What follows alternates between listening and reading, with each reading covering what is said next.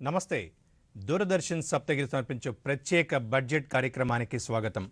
2023-24 సంవత్సరానికి గాను కేంద్ర ఆర్థిక శాఖ మంత్రి నిర్మలా సీతారామన్ గారు మరికొద్దిసేపట్లో పార్లమెంట్లో బడ్జెట్ని ప్రవేశపెట్టనున్నారు. నిన్న కేంద్ర ఆర్థిక శాఖ మంత్రి ఎకనామిక్ సర్వేని టేబుల్ చేసినటువంటి పరిస్థితి మనం చూసాం. వృద్ధి రేటు దాదాపుగా 6.8% ఉండే అవకాశం ఉంది వచ్చే ఏడాది అంటూ. ప్రస్తుత ఆర్థిక సంవత్సరంలో 7% ఉన్నటువంటి వృద్ధి రేటుని కొద్దిగా తగ్గినా కూడా కోవిడ్ పూర్వస్థితికి చేరుకున్నామని ఒక కీలక ప్రకటన చేశారు. ఇక మన రూపాయి పనితీరు చాలా బాగుంది అంటూ తను ఉన్నటువంటి ఆర్థిక సర్వే మనకు చెప్తోంది. ఇక ముఖ్యంగా ఒత్తిళ్ళు ఏవైతే ఉన్నాయో కోవిడ్ పరిస్థితుల్లో వాటిని అన్నింటిని కూడా అధిగమించాము. ఇక రానున్న రోజుల్లో పెట్టుబడులు అనేవి కూడా భారీగానే ఎక్స్పెక్ట్ చేయొచ్చు. తద్వారా ఉద్యోగ ఉపాధి రంగాలు మెరుగుపడే అవకాశం ఉంది అంటూ ఆశాభావం వ్యక్తం చేసినటువంటి పరిస్థితిని మనం చూసాం.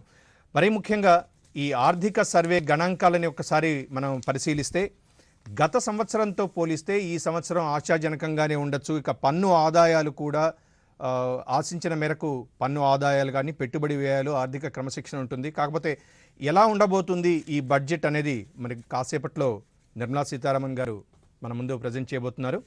ఈనాటి ఈ ప్రత్యేక బడ్జెట్ చర్చా కార్యక్రమంలో ముందుగా మనకి అమిర్నేని సత్యనారాయణ గారు ఫైనాన్షియల్ అనలిస్ట్, అలాగే వాసిరెడ్డి మురళీకృష్ణ గారు ఫ్యాప్సియా ప్రెసిడెంట్, అమర్ సుధీర్ గారు ప్రముఖ చార్టెడ్ అకౌంటెంట్, వీరిద్దరూ మీరందరూ కూడా స్టూడియోలో జాయిన్ అయ్యారు. ముందుగా నమస్తే సత్యనారాయణ గారు, మురళీకృష్ణ గారు, అమర్ సుధీర్ గారు.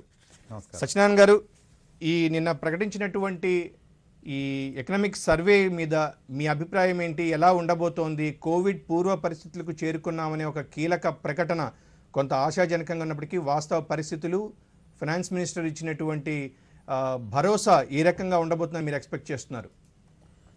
మంచి క్వశ్చన్ అండి. ఇప్పుడు మీరు నిన్న చూసుంటారు, మన ప్రెసిడెంట్ గారు ద్రౌపది ముర్ము గారు కూడా ప్రపంచం అంతా భారత్ వైపే చూస్తూ ఉందని చెప్పి నిన్న ప్రకటన కూడా చేశారు.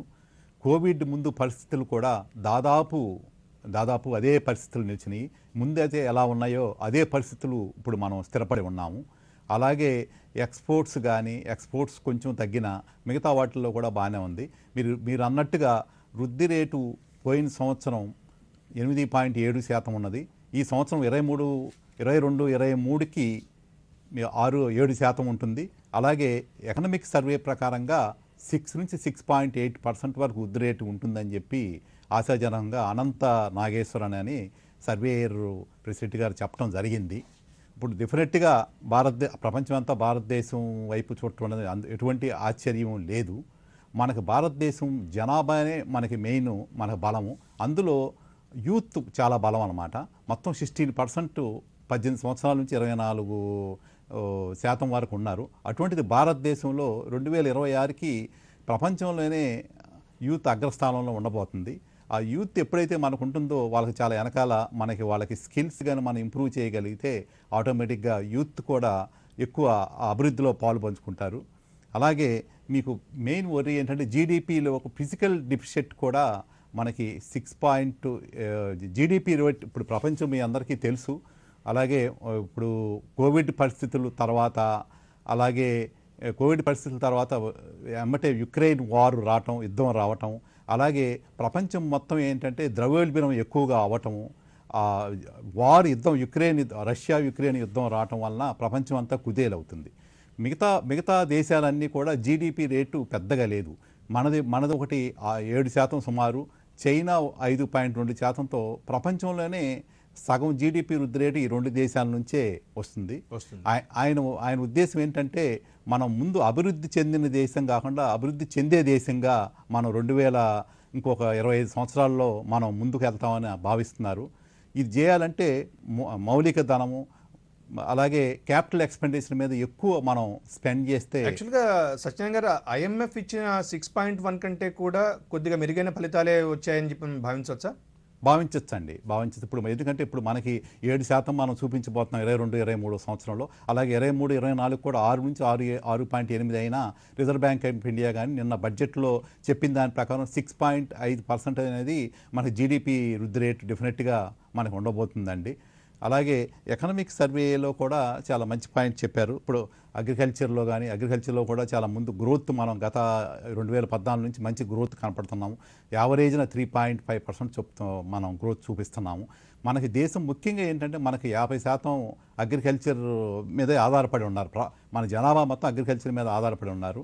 65% మంది దాని ఆదాయం కూడా అగ్రికల్చర్ నుంచి వస్తుంది. అటువంటి అగ్రికల్చర్ సెక్టర్లో కూడా మనకేంటంటే మన పోయిన సంవత్సరం బడ్జెట్లో చెప్పినట్టుగా వ్యవసాయదారుల ఆదాయం రెట్టింపు చేయాలని పొలాల ద్వారా మనం అనుకున్నాము. అలాగే కానీ అది ఎంతవరకు సఫలీకరిందో తర్వాత మాట్లాడుకుందాము.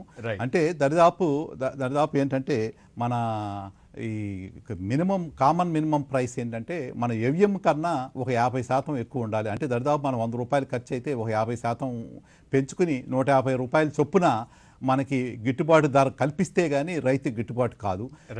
అందువల్ల మళ్ళీ మీ దగ్గరికి వస్తాను. ముందుగా వాసిరెడ్డి మురళీకృష్ణ గారు, తయారీ రంగానికి సంబంధించి ఏ విధంగా మనకు గత సంవత్సరంతో పోలిస్తే ఈ సంవత్సరం ఎక్స్పెక్ట్ చేస్తున్నారు? ఎందుకంటే ప్రపంచంలో ఉన్నటువంటి ఈ విడిభాగాల తయారీదారులందరూ కూడా భారత్ వైపు చూస్తున్నటువంటి పరిస్థితి. మేక్ ఇన్ ఇండియా అంటూ మనం ఎంతో ప్రతిష్టాత్మకంగా మేక్ ఇన్ ఇండియాని తీసుకొచ్చాం.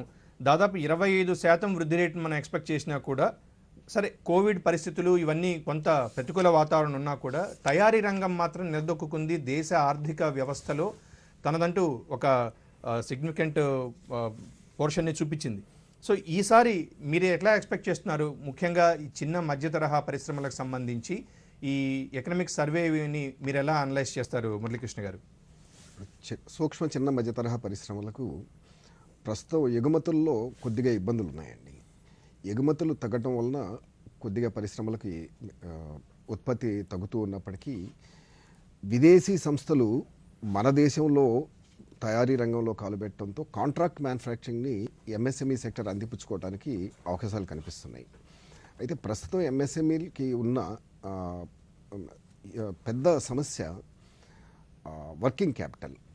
అంటే ఈసీఎల్జిఎస్లో కోవిడ్ టైంలో కేంద్ర ప్రభుత్వం మనకి వర్కింగ్ క్యాపిటల్కి కోసం 30% వరకు సపోర్ట్ చేసినప్పటికీ సూక్ష్మ చిన్న మధ్య తరహా పరిశ్రమలకు దాదాపు 50 లక్షల కోట్ల రూపాయలు బయట పెద్ద సంస్థల దగ్గర కానీ లేదా కేంద్ర ప్రభుత్వ తయారీ రంగ సంస్థలు వీటి దగ్గర ఆగిపోయి ఉండటం వలన వర్కింగ్ క్యాపిటల్ ఒకటి క్రైసిస్ కనిపిస్తూ ఉంది. కాబట్టి క్యాష్ ఫ్లో పెరిగి బ్యాంకుల నుండి కనుక వర్కింగ్ క్యాపిటల్ సపోర్ట్స్ ఇలాంటివి కొద్దిగా లభ్యత అనేది కనుక జరిగితే తప్పకుండా సూక్ష్మ చిన్న మధ్య తరహా పరిశ్రమలు అందిపుచ్చుకోవడానికి అవకాశం ఉంది. ప్రస్తుతం దేశ జీడిపిలో 30% వాటా ఉన్న సూక్ష్మ చిన్న మధ్య తరహా పరిశ్రమలు 5 లక్షల ట్రిలియన్ మన దీన్ని అందిపుచ్చుకోవడానికి డెఫినెట్గా వారి వంతు కృషి చేయాలంటే ముందుగా ఎంఎస్ఎంఈడి యాక్ట్ 2006లో కొద్దిగా మార్పులు రావాల్సిన అవసరం ఉంది. అంటే ఈ మేక్ ఇన్ ఇండియా 2.0 మనం తీసుకుంటే దాదాపుగా ఒక 15 తయారీ రంగాలు 12 సర్వీస్ రంగాలుగా వాళ్ళు దాన్ని డివైడ్ చేసుకున్నారు. అంటే ఈ మొత్తం ఓవరాల్గా ఈ స్టార్టప్కి ఎటువంటి అవకాశాలు రావచ్చని మీరు ఎక్స్పెక్ట్ చేస్తున్నారు? స్టార్టప్ రంగంలో డెఫినెట్గా అంటే కొత్త ఉత్పత్తులు ఇలాంటి వాటిని ఆశాజనకంగా ప్రోత్సహిస్తూ ఉన్నారు. ఇది చాలా బాగుందండి. కానీ గ్రామీణ యువత ఎంఎస్ఎంఈ రంగంలో రావడానికి ఇంకా కొద్దిగా వారిలో స్కిల్స్ డెవలప్ చేసుకోవాల్సిన అవసరం, అదేవిధంగా ఫైనాన్షియల్ సపోర్ట్స్ కూడా అవసరం ఉంది. ఎందుకంటే గ్రామీణ యువతకి జనరల్గా వాళ్ళు కొలైటర్ సెక్యూరిటీస్ లాంటివి ఇవ్వాలి అంటే కనుక ఓన్లీ వ్యవసాయ భూమి మాత్రమే వారి దగ్గర ఉంటుంది.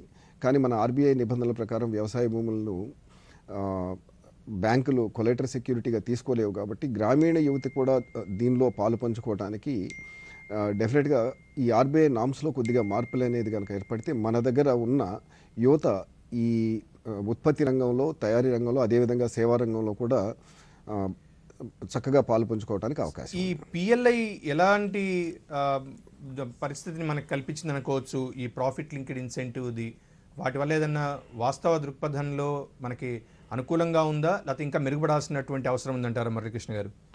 ప్రొడక్షన్ లింక్డ్ ఇన్సెంటివ్ అనేది డెఫినెట్గా మంచి పరిణామం అండి.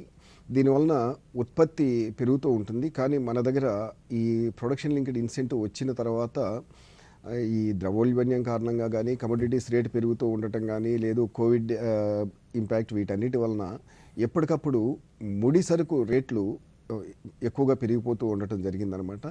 ఈ ముడి సరుకు రేట్లు పెరిగిపోవడంతో కాంట్రాక్ట్స్ ఏదైతే తీసుకున్నారో వాళ్ళు దాన్ని అందించలేని దీనిలో ఈ పిఎల్ఐని ఇప్పటివరకు సరిగా ఉపయోగించుకోలేదు. ఇప్పుడు ధరలు స్థిరీకరణకు వస్తూ ఉన్నాయి. చాలా వరకు ధరలు కూడా ఒక స్థిరమైన రేట్లో ప్రస్తుతం ఉన్నాయి. కాబట్టి ఇక నుండి ఈ పిఎల్ఐ స్కీమ్ని డెఫినెట్గా ఉపయోగించుకోవడానికి మంచి అవకాశాలు ఉన్నాయండి. రైట్. ఇక మనం అమర్ సుధీర్ గారి దగ్గరికి వెళ్దాం ఒకసారి. నమస్తే అమర్ సుధీర్ గారు. నమస్తే అండి. అమర్ సుధీర్ గారు, నిన్న ఇచ్చినటువంటి ఈ ఎకనామిక్ సర్వే ఓవరాల్గా కార్పొరేట్ నిధుల సమీకరణ కొంత తగ్గినా మనకున్నటువంటి పన్ను ఆదాయాలు ఆశాజనకంగానే ఉన్నాయి. స్టార్టప్లకు మరిన్ని ప్రోత్సాహకాలు ఇస్తారు. ఇక ముఖ్యంగా పెట్టుబడుల ఉపసంహరణ మీద కూడా కొంత క్లారిటీ ఇచ్చే ఒక పరిస్థితి చూశారు. మీ విశ్లేషణ ఏంటి సార్? ఎలా ఉండబోతోంది ఈ ఆర్థిక సర్వే మీద? మీ ఒపీనియన్ ఏంటి? ముఖ్యంగా ఈ స్టార్టప్స్కి మంచి ఆపర్చునిటీస్ కొనసాగిస్తుంది, అలాగే కొత్త కొత్త ఆపర్చునిటీస్ ఇస్తుంది అనేది ఎక్స్పెక్ట్ చేస్తున్నామండి ఈ బడ్జెట్లో. బిజినెస్ రంగానికి సంబంధించి వాళ్ళు ఇప్పటి వరకు పోస్ట్ కోవిడ్లోంచి బయటకు వచ్చినా సరే ఇంకా అంటే ఎంఐఎస్లు, స్మాల్ ఇన్స్టిట్యూషన్స్ అన్నీ కూడా వాళ్ళు ఇంకా కొంచెం ప్రాబ్లమ్స్ ఫేస్ చేస్తున్నారండి. వాళ్ళు ఫుల్గా ఇంకా రికవర్ అవ్వలేకపోయారు.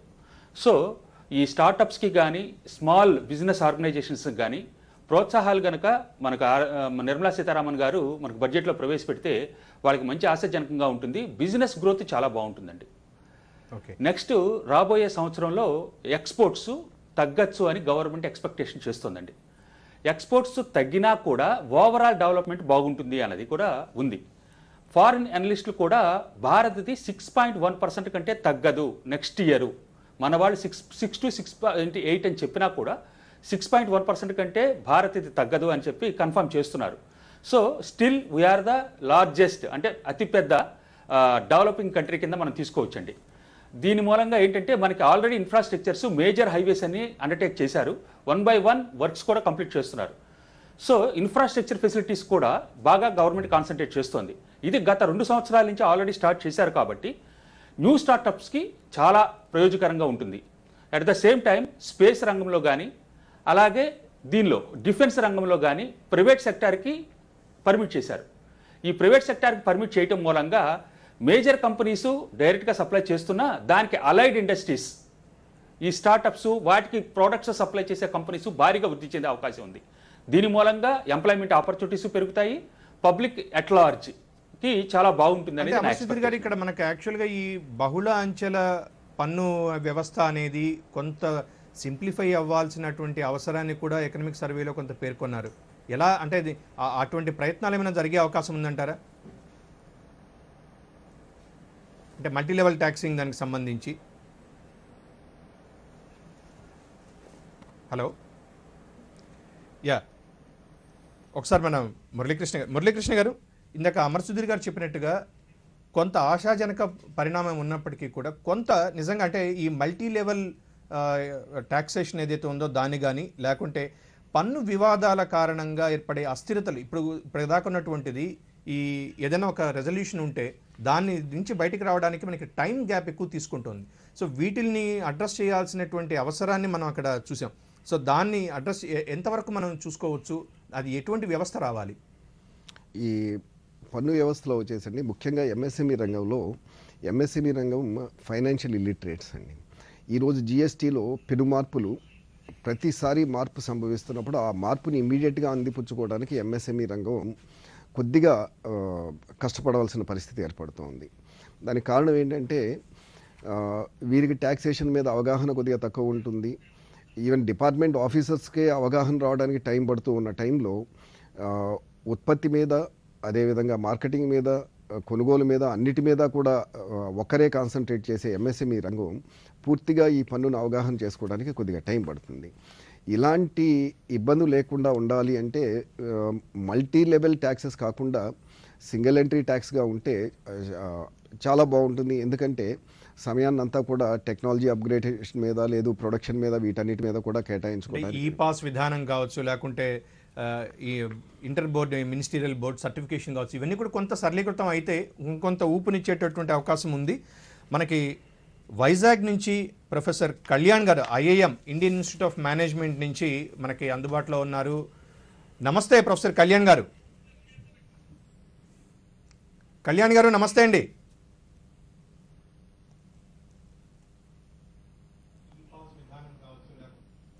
హలో ప్రొఫెసర్ కళ్యాణ్ గారు. రైట్. అమర్ సుధీర్ గారు. సార్ అమర్ సుధీర్ గారు, నా వాయిస్ వినిపిస్తుందా మీకు? రైట్. ఎనీవే ఒకసారి మళ్ళీ మనం సత్యనారాయణ గారి దగ్గరికి వద్దాం. కొంత ఈ టెక్నికల్ గ్యాప్ని తీసుకొచ్చిన తర్వాత సత్యనారాయణ గారు, ఈ ఓవరాల్గా ఆర్థిక క్రమశిక్షణ అనేది ఈసారి ఎంతవరకు అవసరం అంటారు? ఎందుకంటే రానున్నది ఒక రకంగా ఎన్నికల సమీపిస్తున్న తరుణంలో ప్రభుత్వ విధానం ఏ విధంగా ఉండబోతుందని మీరు ఎక్స్పెక్ట్ చేయగలుగుతున్నారు సత్యనారాయణ గారు? మీరు అన్నట్టు మంచి పాయింట్ అండి. ఇప్పుడు యాక్చువల్గా అంటే ఇప్పుడు దాదాపు 9 రాష్ట్రాల్లో మనకి ఎలక్షన్ రాబోతుంది ఈ సంవత్సరం. అలాగే నెక్స్ట్ ఇయర్ జనరల్ ఎలక్షన్ ఉంటుంది కాబట్టి ఈ సంవత్సరం ఫుల్ ఫ్లెడ్జ్ బడ్జెట్ అనేది ఈ సంవత్సరమే మొదలవుతుంది. ఈ సంవత్సరం లాస్ట్ బడ్జెట్ అవుతుంది. దీనికి మెయిన్ ఏంటంటే ఇంతకుముందు మొన్న మా 3 బడ్జెట్లు మనం చూసుకుంటే ఉత్పాదక రంగానికి ఎక్కువ పెద్దపేట వేసేటట్టుగా ఉన్నారు. సంక్షేమానికి ఎంతవరకు వేస్తారో మనం చెప్పలేము. ఎందుకంటే ముఖ్యంగా మూలధనము, ఇన్ఫ్రాస్ట్రక్చర్, క్యాపిటల్ ఎక్స్పెండిచర్ మీద దాదాపు last year 4.5 lakh crores investment చేయడానికి చేశారు. అందులో దాదాపు 68.5% మొన్న నవంబర్ వరకు మీట్ అవడం జరిగింది. ఆ 7.5 లక్షల కోట్లకు గాను దాదాపు 68% మీట్ అవడం జరిగింది. ఇది దాదాపు ఈ సంవత్సరం 10 లక్షల కోట్లు కానీ పెరిగితే ఈ క్యాపిటల్ ఎక్స్పెండిచర్ ఎప్పుడైతే దాని మీద వ్యయం పెరుగుతుందో ఉద్యోగ అవకాశాలు కూడా బాగా పెరుగుతాయి, ఉద్యోగాల సృష్టి పెరుగుతుంది. అలాగే అన్ని రంగాలు కూడా మనకి బాగా డెవలప్ అవడానికి అవకాశం ఎక్కువ ఉందండి. అలాగే ఈ ఎక్కువ మంది ఏంటంటే మధ్యతరగతి కూడా చాలామంది ఈ ఎంప్లాయీస్ కూడా చాలా ట్యాక్సెస్ మీద ఎక్కువ ఆశలు పెట్టుకున్నారండి. ఎప్పుడూ 2014 తర్వాత 2.5 లక్షల వరకే ఎగ్జంప్షన్ ఉంది ట్యాక్స్. ఆ తర్వాత ఏమీ పెంచలేదు.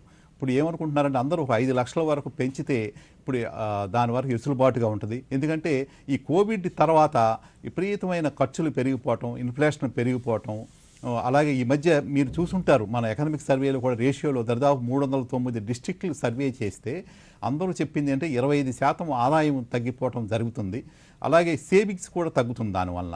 అందుకని ముఖ్యంగా ఎంప్లాయీస్ సెక్షన్ కోరుకునేది ఏంటంటే ఈ రిటైరీస్ కనీసం ఒక ఎవరైతే సీనియర్ సిటిజన్స్ ఉన్నారో ఒక 6 లక్షల వరకు పన్ను ఎగ్జంప్షన్ చేస్తే అది బాగుంటుంది అనుకుంటున్నారు. ఆ సీనియర్ సిటిజన్స్ వచ్చే ఆదాయం కూడా ఫుల్గా ఎగ్జంప్ట్ చేస్తే బాగుంటుందని అనుకుంటున్నారు. అలాగే ఈ సేవింగ్స్ పక్కన 80cc కానీ 80cc-D కానీ ఆ సేవింగ్స్ ఏంటంటే దాదాపు మనకు 1.5 లక్షల వరకే మనం సేవ్ చేసుకోవడానికి అవకాశం ఉంది. అంటే ఎల్ఐసి ప్రీమియం కానీ లేకపోతే ఇతర ఖర్చులు, ఇంట్రెస్టులు కానీ అవన్నీ మొత్తం ఎంత సేవ్ చేసుకున్నా 1.5 లక్షల రూపాయల వరకే సేవ్ చేసుకోవడానికి అవకాశం ఉంది. దాన్ని కనీసం ఒక 2.5 లక్షల వరకు కానీ దాన్ని ఎగ్జంప్షన్ లిమిట్ కానీ పెరిగితే ఎక్కువ సేవింగ్స్ మనకు ఉంటుంది. అలాగే దీనివల్ల ఏంటంటే మనకి ఎకానమీ కూడా బాగుండే అవకాశం ఉంటుంది. అలాగే సెక్షన్ 80cc-D అంటే మెడికల్ రాయితీ ఖర్చులు కూడా ఈ కోవిడ్ వచ్చిన తర్వాత మీ అందరికీ తెలుసు హాస్పిటల్ ఖర్చులు విపరీతంగా పెరిగిపోయినాయి. ఆ రాయితీలు ఇప్పుడు 50,000 వరకు ఉంది. దాన్ని దాదాపు 2 లక్షలు 3 లక్షల వరకు రాయితీ పెంచుకున్నా కూడా ఈ ఆదాయము, స్వల్పాదాయము, మధ్యతరగతి ఆదాయం కూడా పెరిగేటట్టుగా ఉందని. అలాగే ఎంఎస్ఎంఈ సెక్టర్ మీరు చూసుంటారు. ఎంఎస్ఎంఈ సెక్టరు దేశంలో జీడిపిలో దాదాపు 35% ఎంఎస్ఎంఈ నుంచే వస్తుంది. ఎక్స్పోర్ట్స్లో దాదాపు 50% వరకు ఎంఎస్ఎంఈలే ఉంటుంది. దీనిలో దాదాపు ఈ రూరల్ గ్రామీణ ప్రాంతంలోనే ఎంఎస్ఎంఈలు ఎక్కువ ఉంటాయి. ఇందులో పనిచేసే వాళ్ళు కూడా మన స్త్రీలు ఎక్కువ మంది ఉంటారు. ఈ ఎంఎస్ఎంఈ సెక్టర్ కానీ మనం ఆదుకోకపోతే చాలా కష్టం. ఎంఎస్ఎంఈ ముఖ్యంగా ఏంటంటే ఈ బ్యాంకుల దగ్గరికి వెళ్ళి రుణాలు తీసుకోవడం చాలా కష్టం అయిపోతుంది. ఎంఎస్ఎంఈ దానికి ఇంట్రెస్ట్ రేట్లు తగ్గీయటం కానీ ఆ రుణం వెసులుబాటు, సెక్యూరిటీస్ మురళీకృష్ణ గారు చెప్పినట్టు సెక్యూరిటీలు ఎగ్జామ్ట్ చేయాలి. ప్రస్తుతం ఏంటంటే ముద్రా లోన్ ఉన్నాయి, CGMSTN లోన్ కూడా ఉందన్నమాట. దాదాపు 1 కోటి రూపాయల వరకు సెక్యూరిటీ లేకుండా, హామీ లేకుండా, సెక్యూరిటీ లేకుండా లోన్ ఇచ్చే అవకాశం ఉంది. దాన్ని 2 కోట్ల వరకు పెంచితే కొంచెం ఎక్కువ మందికి అవకాశం ఉంటుంది. అలాగే ఎంఎస్ఎంఈ రంగంలో ఏంటంటే మనకి గవర్నమెంట్ ఏంటంటే ప్రొక్యూర్మెంట్ స్కీమ్ అని ఉంది. దానిలో 25% వరకే ప్రొక్యూర్ చేస్తున్నారు. దాన్ని కనీసం ఒక 40% కానీ ప్రొక్యూర్ చేస్తే ఎంఎస్ఎంఈ రంగం కొంచెం కుదేలవ్వకుండా పెరిగే అవకాశం ఉంది. అలాగే ఎంఎస్ఎంఈలకి దాదాపు 45 రోజుల లోపే వాళ్ళకి రావాల్సిన బాకీలు ఈ పెద్ద పెద్ద PSUల దగ్గర నుంచి తీర్చే అవకాశం ఉంది. కానీ ఎంతవరకు దాన్ని తీర్చున్నారంటే దాదాపు ఈ మధ్య మీరు చూసుంటారు సమాధాన పోర్టల్లో దాదాపు దానికి కొన్ని 1,600 కోట్లు దానికి రూపాయలు 1,600 కోట్లు పెండింగ్ ఉంది. దాన్ని 45 రోజులు దాన్ని పీరియాడికల్గా రివ్యూ చేసి దాన్ని తగ్గించుకోగలిగితే ఎంఎస్ఎంఈ రంగం ఇంకా ముందు ఉంటుంది. ఆ ఎంఎస్ఎంఈ రంగంలో కూడా మనకి ఎక్స్పోర్ట్స్లో కూడా ఇన్సెంటివ్స్ ఎక్కువ ఇస్తే బాగుంటుంది. ఎక్స్పోర్ట్ ఇన్సెంటివ్ దాదాపు 1% కానీ సంబంధించి ఇన్సూరెన్స్ స్కీమ్ ఉంటుంది. ఇన్సూరెన్స్ స్కీమ్ కూడా అది ప్రభుత్వం కానీ బేరీ చేసుకోగలిగితే ఎంఎస్ఎంఈ రంగం కుదేలు అవ్వకుండా ఉంటుంది. సరే, ఒకసారి మురళీకృష్ణ గారి దగ్గరికి వద్దాం సత్యనారాయణ గారు ఇదే విషయం మీద. ఎందుకంటే ఆర్థిక సర్వేలో మనం చాలా స్పష్టంగా ఈ డిస్కమ్లకు సంబంధించినటువంటి ఒక చర్చను కూడా అనంత నాగేశ్వర గారు ప్రతిపాదించారు. అంటే ముఖ్యంగా తెలుగు రాష్ట్రాల్లో కూడా రేట్లు పెరగడం, ఈ రేట్లు పెరిగినటువంటి అంశాన్ని కూడా ప్రస్తావిస్తూ ఇన్ఫ్లేషన్ కూడా పెరుగుతోంది తెలుగు రాష్ట్రాల్లో అని చెప్పి అన్నారు. దీన్ని మనం ఎలా చూడొచ్చు మురళీకృష్ణ గారు? ఎందుకంటే తయారీ రంగానికి విద్యుత్ అనేది ఎంత ఇంపార్టెంటో తెలుసు, అది కూడా అన్ఇంటరప్టెడ్ అంటే క్వాలిటీ విద్యుత్ అనేది ఇంపార్టెంట్. సో ఈ దశలో రేట్లు పెంచడం అనివార్య పరిస్థితి కనుక అయితే దాన్ని తట్టుకోగలిగినటువంటి పరిస్థితి మన తయారీ రంగానికి ఉందంటారా? ప్రస్తుతం మన రాష్ట్రంలో రేట్లు అబ్నార్మల్గా పెరుగున్నాయండి. ఇంతకుముందు ఎనర్జీ ఛార్జెస్ 6 పైసలు ఉన్న దాన్ని ₹1 చేయడం జరిగింది. అంటే యూనిట్కి ₹1 అడిషనల్ భారం పడింది. అది కాకుండా ట్రూ అప్ ఛార్జెస్ లాంటి భారాలు పడటంతో పక్క రాష్ట్రాలతో పోటీ పడటం అనేది తయారీ రంగానికి ఇబ్బందికరమైన పరిస్థితి. మన రాష్ట్రంలో తయారు చేసిన ఉత్పత్తిని మనం డెఫినెట్గా పక్క రాష్ట్రాల్లోనే సప్లై చేసుకోవాల్సిన అవసరం ఉంది. ఈ పక్క రాష్ట్రాల్లో అమ్ముకోవడానికి వారితో పోటీ పడటానికి చాలా ఇబ్బందికరమైన పరిస్థితి. దీనితో పాటు మరొక ముఖ్య సమస్య ఏంటంటే లాజిస్టిక్స్. ప్రస్తుతం లాజిస్టిక్ కాస్ట్ కూడా చాలా పెరిగిపోయి ఉన్నాయండి. మన రాష్ట్రం నుండి వేరే రాష్ట్రానికి తయారు చేసిన ఉత్పత్తులను ఎగుమతి చేయాలి అంటే ఈ లాజిస్టిక్ కాస్ట్ పెరిగిపోతుంది. ఇక్కడ పవర్ కాస్ట్ కూడా పెరిగిపోయింది. దీనితో పాటు మన దగ్గర మరొక ముఖ్యమైన సమస్య స్కిల్డ్ మ్యాన్ పవర్ అనేది మన రాష్ట్రంలో తక్కువ ఉన్నారు. కారణం ఏంటంటే మనది కొత్తగా ఏర్పడిన రాష్ట్రం అవడంతో ఇంతకుముందంతా కూడా ఉద్యోగ అవకాశాల కోసం వేరే ప్రదేశాలకి, హైదరాబాద్ లాంటి ప్రదేశాలకి అందరూ మైగ్రేట్ అయిపోయి ఉండటం. టెక్నోక్రాట్స్ అనేవారు పూర్తిగా హైదరాబాద్ లాంటి ప్రదేశాల్లోనూ లేకపోతే మెట్రోపాలిటన్ సిటీస్లోనూ ఉండిపోవటం వలన మన దగ్గర టెక్నోక్రాట్స్ని తెచ్చుకోవడానికి కష్టమైపోతుంది. సో టెక్నాలజీని అందిపుచ్చుకోవడంలో డెఫినెట్గా మన రాష్ట్రం ఇంకా కొంచెం వెనకబడి ఉన్నాం. కాబట్టి తయారీ రంగంలో అన్ని రకాలుగా పోటీని ఇతర రాష్ట్రాలతో కంపేర్ చేస్తే కనుక మనం తక్కువగా చేయగలుగుతున్నాం. సో దీనికి డెఫినెట్గా మాకు ప్రభుత్వ సహకారం కావాలి. ప్రభుత్వ సహకారం కనుక ఇస్తే మన దగ్గర ఎంథ్యూజియాస్టిక్ ఎంటర్ప్రెన్యూర్షిప్ చాలా బాగా ఉందండి. ఒకటే ఏంటంటే దాన్ని కరెక్ట్గా మెటీరియలైజ్ చేసుకోవడానికి కావాల్సిన స్కిల్స్ని వీటన్నిటినీ కూడా మనం డెవలప్ చేసుకోవాల్సిన అవసరం ఉంది. మరొక ముఖ్య సమస్య ఇందాక నేను చెప్పినట్టుగా ఇప్పటి వరకు దేశవ్యాప్తంగా ఎంఎస్ఎంఈలకి 40 లక్షల కోట్ల రూపాయలు మాత్రమే రుణ లభ్యత అనేది ఏర్పడిందండి. కానీ ప్రస్తుతం facilitation councils all India facilitation కౌన్సిల్స్లో ఉన్న కేసుల ప్రకారం 10.7 lakh crores పెండింగ్ అమౌంట్ ఉండిపోయిందండి. ఎన్సిఎల్టీలో 5 లక్షల కోట్లు ఉండిపోయింది. అంటే ఛాలెంజ్ చేసినవే 15.7 లక్షల కోట్లు ఉన్నాయంటే ఇంకా ఛాలెంజ్ అయినవి అన్నీ కలిపితే దాదాపుగా 50 లక్షల కోట్ల రూపాయల వరకు వర్కింగ్ క్యాపిటల్ లేకుండా బయట ఆగిపోవటం కూడా జరిగింది. సో దానిలో మన రాష్ట్రంలో ఉన్నాయి కూడా చాలా ఉన్నాయండి. కొన్ని వేల కేసెస్ మన రాష్ట్రంలో కూడా ఉన్నాయి. సో వీటన్నిటి మీద కొద్దిగా ప్రభుత్వం దృష్టి సారించి అదేవిధంగా ఈసీఎల్జీఎస్ ఏదైతే నిర్మలా సీతారామన్ గారు కేంద్ర ప్రభుత్వం కరోనా టైంలో ఇచ్చిన ఇది ఉందో దాని ఫిక్స్డ్ ఇంట్రెస్ట్ రేట్ని చాలా బ్యాంక్స్ రెపో రేట్తో లింకప్ చేసేసి డిస్ప్యూట్ రీడ్రెసల్ అనేది కొంత త్వరితగతిన కంప్లైన్సెస్ అనేవి త్వరితగతిన పరిష్కారం అయితే ఇంకొంత ఉత్సాహంగా ఉంటుంది. అవునండి.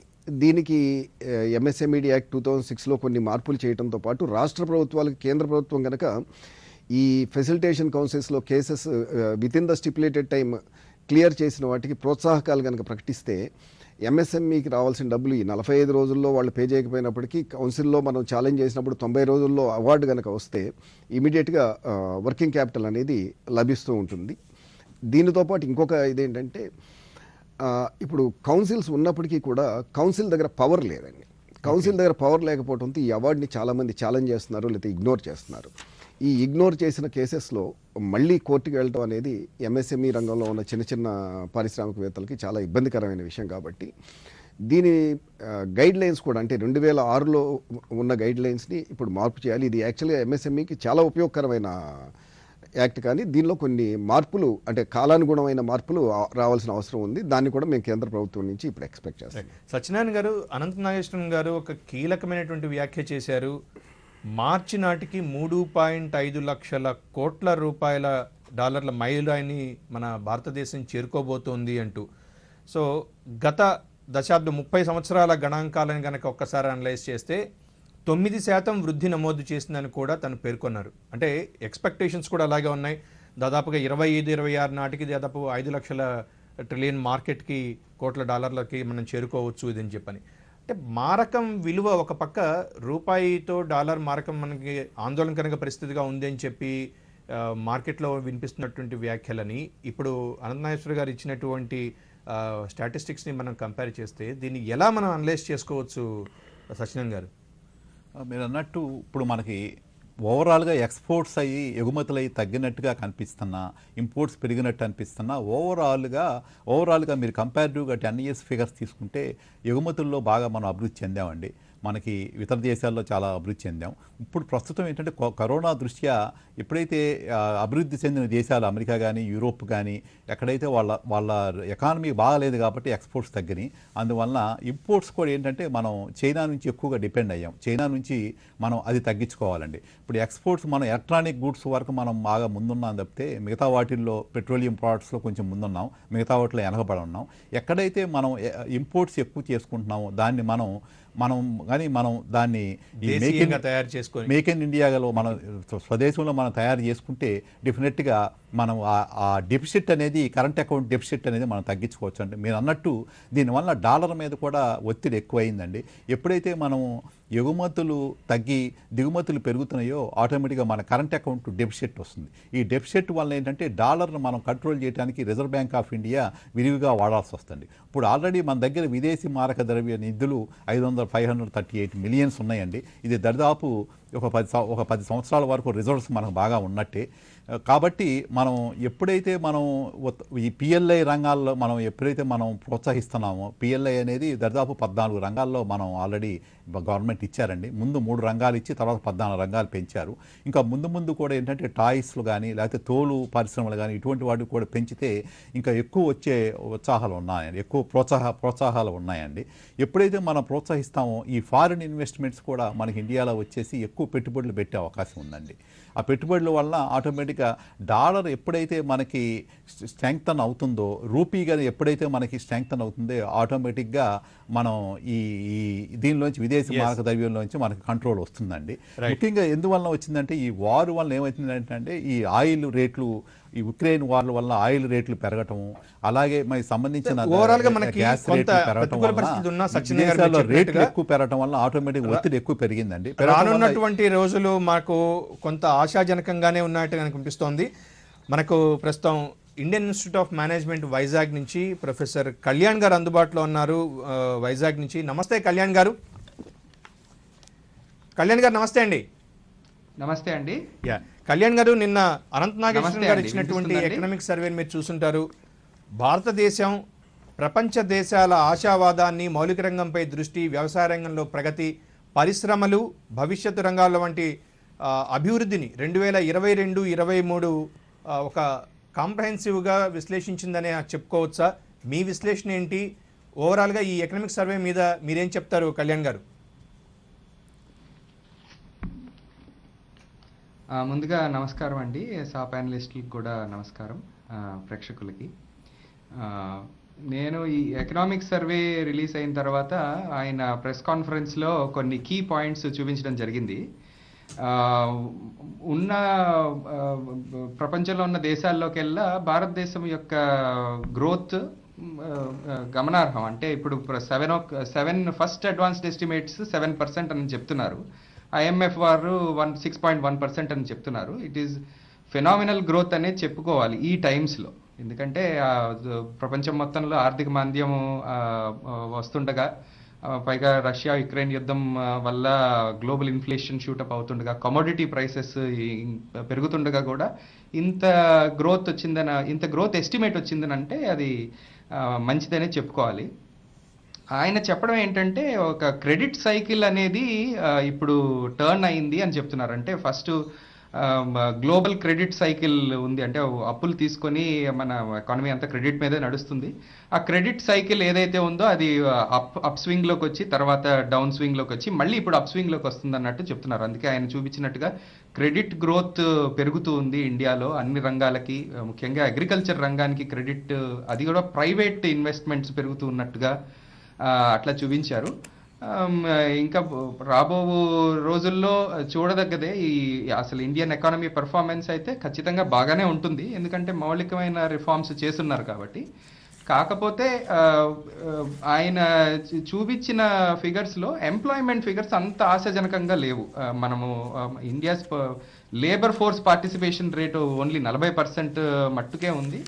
వేరేజ్ మిగతా దేశాలు ఇరుపొరుగు లేకపోతే కంపారబుల్ దేశాలు ఇండోనేషియా కానివ్వండి, చైనా కానివ్వండి తీసుకుంటే వారి లేబర్ ఫోర్స్ పార్టిసిపేషన్ 70% దాకా ఉంది. అంటే మనం ఇంకా ఉపాధి కోసం ప్రజలు లేబర్ ఫోర్స్లోకి రావాలి, వారికి ఉపాధి కల్పించాలి. సో ఎంప్లాయ్మెంట్ సెక్టర్స్ వైపు, లేబర్ ఇంటెన్సివ్ సెక్టర్స్ వైపు మనం కొద్దిగా దృష్టి సారించాల్సి ఉంది. ఎక్స్టర్నల్ సెక్టర్ వైపుకి వస్తే మన ఫారెక్స్ రిజర్వ్స్ కానివ్వండి, అదే ఇంటర్నేషనల్ ఇన్వెస్ట్మెంట్ పొజిషన్, మన టోటల్ అసెట్స్, బయట దేశాల్లో మనం దాచుకున్న అసెట్స్ కానివ్వండి, ఫారెన్ అసెట్స్, అవి వాటి పొజిషన్స్ బేసిక్గా బాగుంది. 9 నెలల వరకు ఇంపోర్ట్ కవర్ ఉన్నట్టుగా చూసాం, అది కొద్దిగా తగ్గింది. మన ఇంపోర్ట్ కాస్ట్ పెరుగుతూ ఉంది కాబట్టి. ఎక్స్పోర్ట్స్ పెరుగుతున్నాయి, కానీ ఎక్స్పోర్ట్స్ కన్నా ఇంపోర్ట్స్ ఎక్కువ పెరుగుతున్నాయి. ఎందుకంటే మన ఇండియన్ డిమాండ్ చాలా బాగా ఉంది, కానీ ఎక్స్టర్నల్ డిమాండ్ అంటే ఫారినర్స్ మన దగ్గర కొనుక్కోదలుచుకున్నది మెల్లమెల్లగా తగ్గుతూ వస్తుంది, ఎందుకంటే అక్కడ ఆర్థిక మాంద్యం వస్తున్నట్టుగా ఉంది కాబట్టి.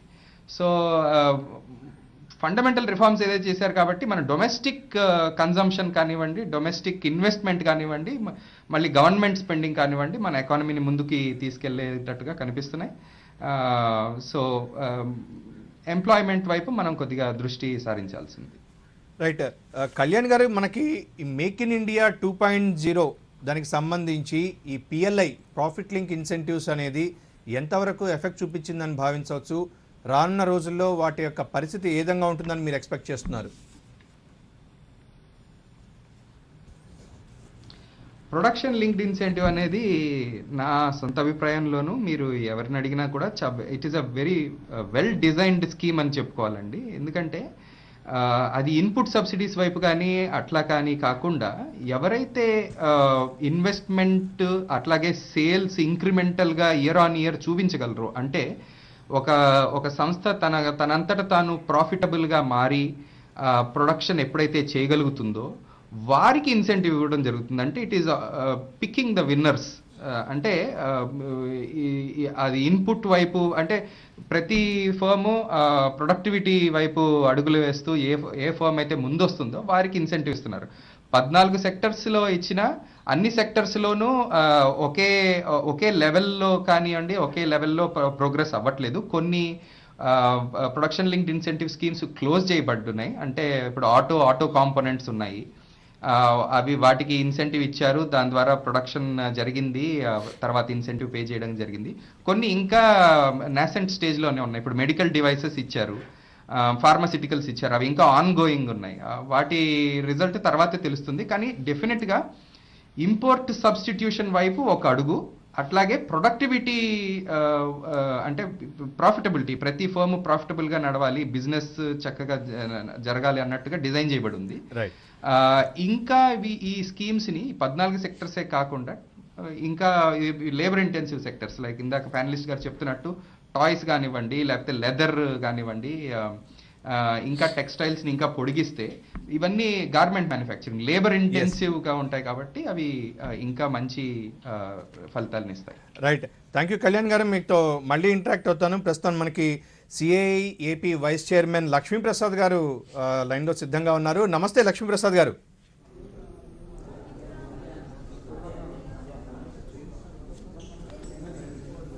సార్ లక్ష్మీప్రసాద్ గారు, లక్ష్మీప్రసాద్ గారు నమస్తే అండి. రైట్, లక్ష్మీప్రసాద్ గారిని మళ్ళీ కనెక్ట్ చేసే ప్రయత్నం చేద్దాం. మురళీకృష్ణ గారు, ఇప్పుడు మనకి కళ్యాణ్ గారు చెప్పారు, ప్రొఫెసర్ కళ్యాణ్ గారు. సో ఈ మొత్తం ఓవరాల్గా తీసుకుంటే తయారీ రంగానికి మిగతా రంగాలను కూడా అంటే తయారీ రంగంలో ఇంకొక పరిణతి సాధించాల్సినటువంటి అవసరం ఉంది. ఈ తయారీ రంగానికి స్వయం సమృద్ధి రావడానికి ప్రభుత్వ ప్రోత్సాహకాలు మీరు పేర్కొన్నట్టే ప్రభుత్వ ప్రోత్సాహాలు కూడా అవసరం అవుతాయంటున్నారు. సో ఎటువంటి తయారీ రంగాలు మన భారతదేశానికి అనువుగా ఉండబోతుంది, సేవా రంగాల వైపు తీసుకుంటే ఎలా ఉండబోతోంది, ఈ రెండింటి మధ్య సమన్వయానికి ఏదైనా సూచనలు ఏదైనా ఉన్నాయంటారా? మార్కెట్ ఎలా ఉంది అసలు? భారతదేశంలో ముఖ్యంగా వ్యవసాయోత్పత్తుల్ని అంటే వాల్యూ ఎడిషన్ చేయడం అనేది చాలా ఇంపార్టెంట్ అండి. ఈ వాల్యూ ఎడిషన్ని కావాల్సినంతగా మనం అందిపుచ్చుకోలేకపోతున్నాము. ఈ వాల్యూ ఎడిషన్, వ్యవసాయ ఉత్పత్తుల వాల్యూ ఎడిషన్కి కావాల్సింది ఏంటంటే వ్యవసాయానికి ఇండస్ట్రీకి మధ్యలో ఒక బ్రిడ్జ్ కావాల్సిన అవసరం ఉంది. వ్యవసాయానికి ఇండస్ట్రీకి మధ్యలో ఏర్పడాల్సిన ఆ బ్రిడ్జ్ని డెఫినెట్గా కేంద్ర ప్రభుత్వం ఏర్పాటు చేయాల్సిన అవసరం ఉంది. దానికి కావాల్సిన స్టడీస్ అవి చేసి, చిన్న ఉదాహరణ, మన దగ్గర ఆంధ్రప్రదేశ్లో కర్నూలు జిల్లాలో ఉల్లిపాయ చాలా ఉత్పత్తి జరుగుతూ ఉంటుంది, రేటు పడిపోతూ ఉంటుంది, రైతులు ఘోరంగా నష్టపోతూ ఉంటారు. అదే ఉల్లిపాయని గుజరాత్, మహారాష్ట్ర నుంచి 2.5 మిలియన్ టన్స్ మనం ఎక్స్పోర్ట్ చేయగలుగుతున్నాం ఇతర దేశాలకి. సో ఇంకా చాలా డిమాండ్ ఉంది. ఈ ఉత్పత్తుల్ని మనం అందిపుచ్చుకోలేకపోతున్నాం, ఇతర దేశాలు అందిపుచ్చుకుంటున్నాయి. సో ఇక్కడ ఏదైతే ప్రోడక్ట్ వేస్ట్గా ఇదైపోతుందో ఆ ఉత్పత్తిని మనం వేరే దేశానికి పంపించడానికి, మనకు కావాల్సిన ఇన్ఫ్రాస్ట్రక్చర్ లాంటివి అరేంజ్ చేయడానికి కేంద్ర ప్రభుత్వం కనుక చేస్తే, అంటే ఒక్క ఉదాహరణ నేను ఒక ఉత్పత్తి గురించి చెప్పానండి, ఇలా చాలా ఉత్పత్తులు ఉన్నాయన్నమాట. ఇలాంటి ఉత్పత్తులను ఇది చేయొచ్చు. అదేవిధంగా తోళ్ల పరిశ్రమ గురించి వస్తే మనకు మంచి డిమాండ్ ఉంది, కానీ ప్రస్తుతం రిస్ట్రిక్షన్స్ కూడా అదే విధంగా ఉన్నాయి. అంటే పర్టికులర్గా వాళ్ళ దగ్గర వాళ్ళకి నేర్పవలసింది ఏంటంటే, ఏదైతే వాళ్ళు తోళ్ల పరిశ్రమలో వచ్చే ఈ వేస్టేజ్ ఇలాంటివి ఉన్నాయో వీటన్నిటినీ కూడా సరైన రీతిలో దాన్ని డిస్పోజ్ చేయడానికి కావాల్సిన విధానాన్ని నేర్పించాలి. ఇంకొక చిన్న ఉదాహరణ, మన దగ్గర ఎల్జీ పాలిమర్స్లో జరిగిన యాక్సిడెంట్ మనం ఎవరూ మర్చిపోలేంది. ఆ ఎల్జీ పాలిమర్స్లో జరిగిన యాక్సిడెంట్ మూలంగా చాలా ప్రొడక్ట్స్, పాలిమర్ ప్రొడక్ట్స్ మన దగ్గర తయారవడానికి ఇప్పుడు ఇబ్బంది ఏర్పడుతుంది. కారణం ఏంటంటే ఎక్కువ మంది స్టైరైన్ రా మెటీరియల్గా వాడతారు కాబట్టి.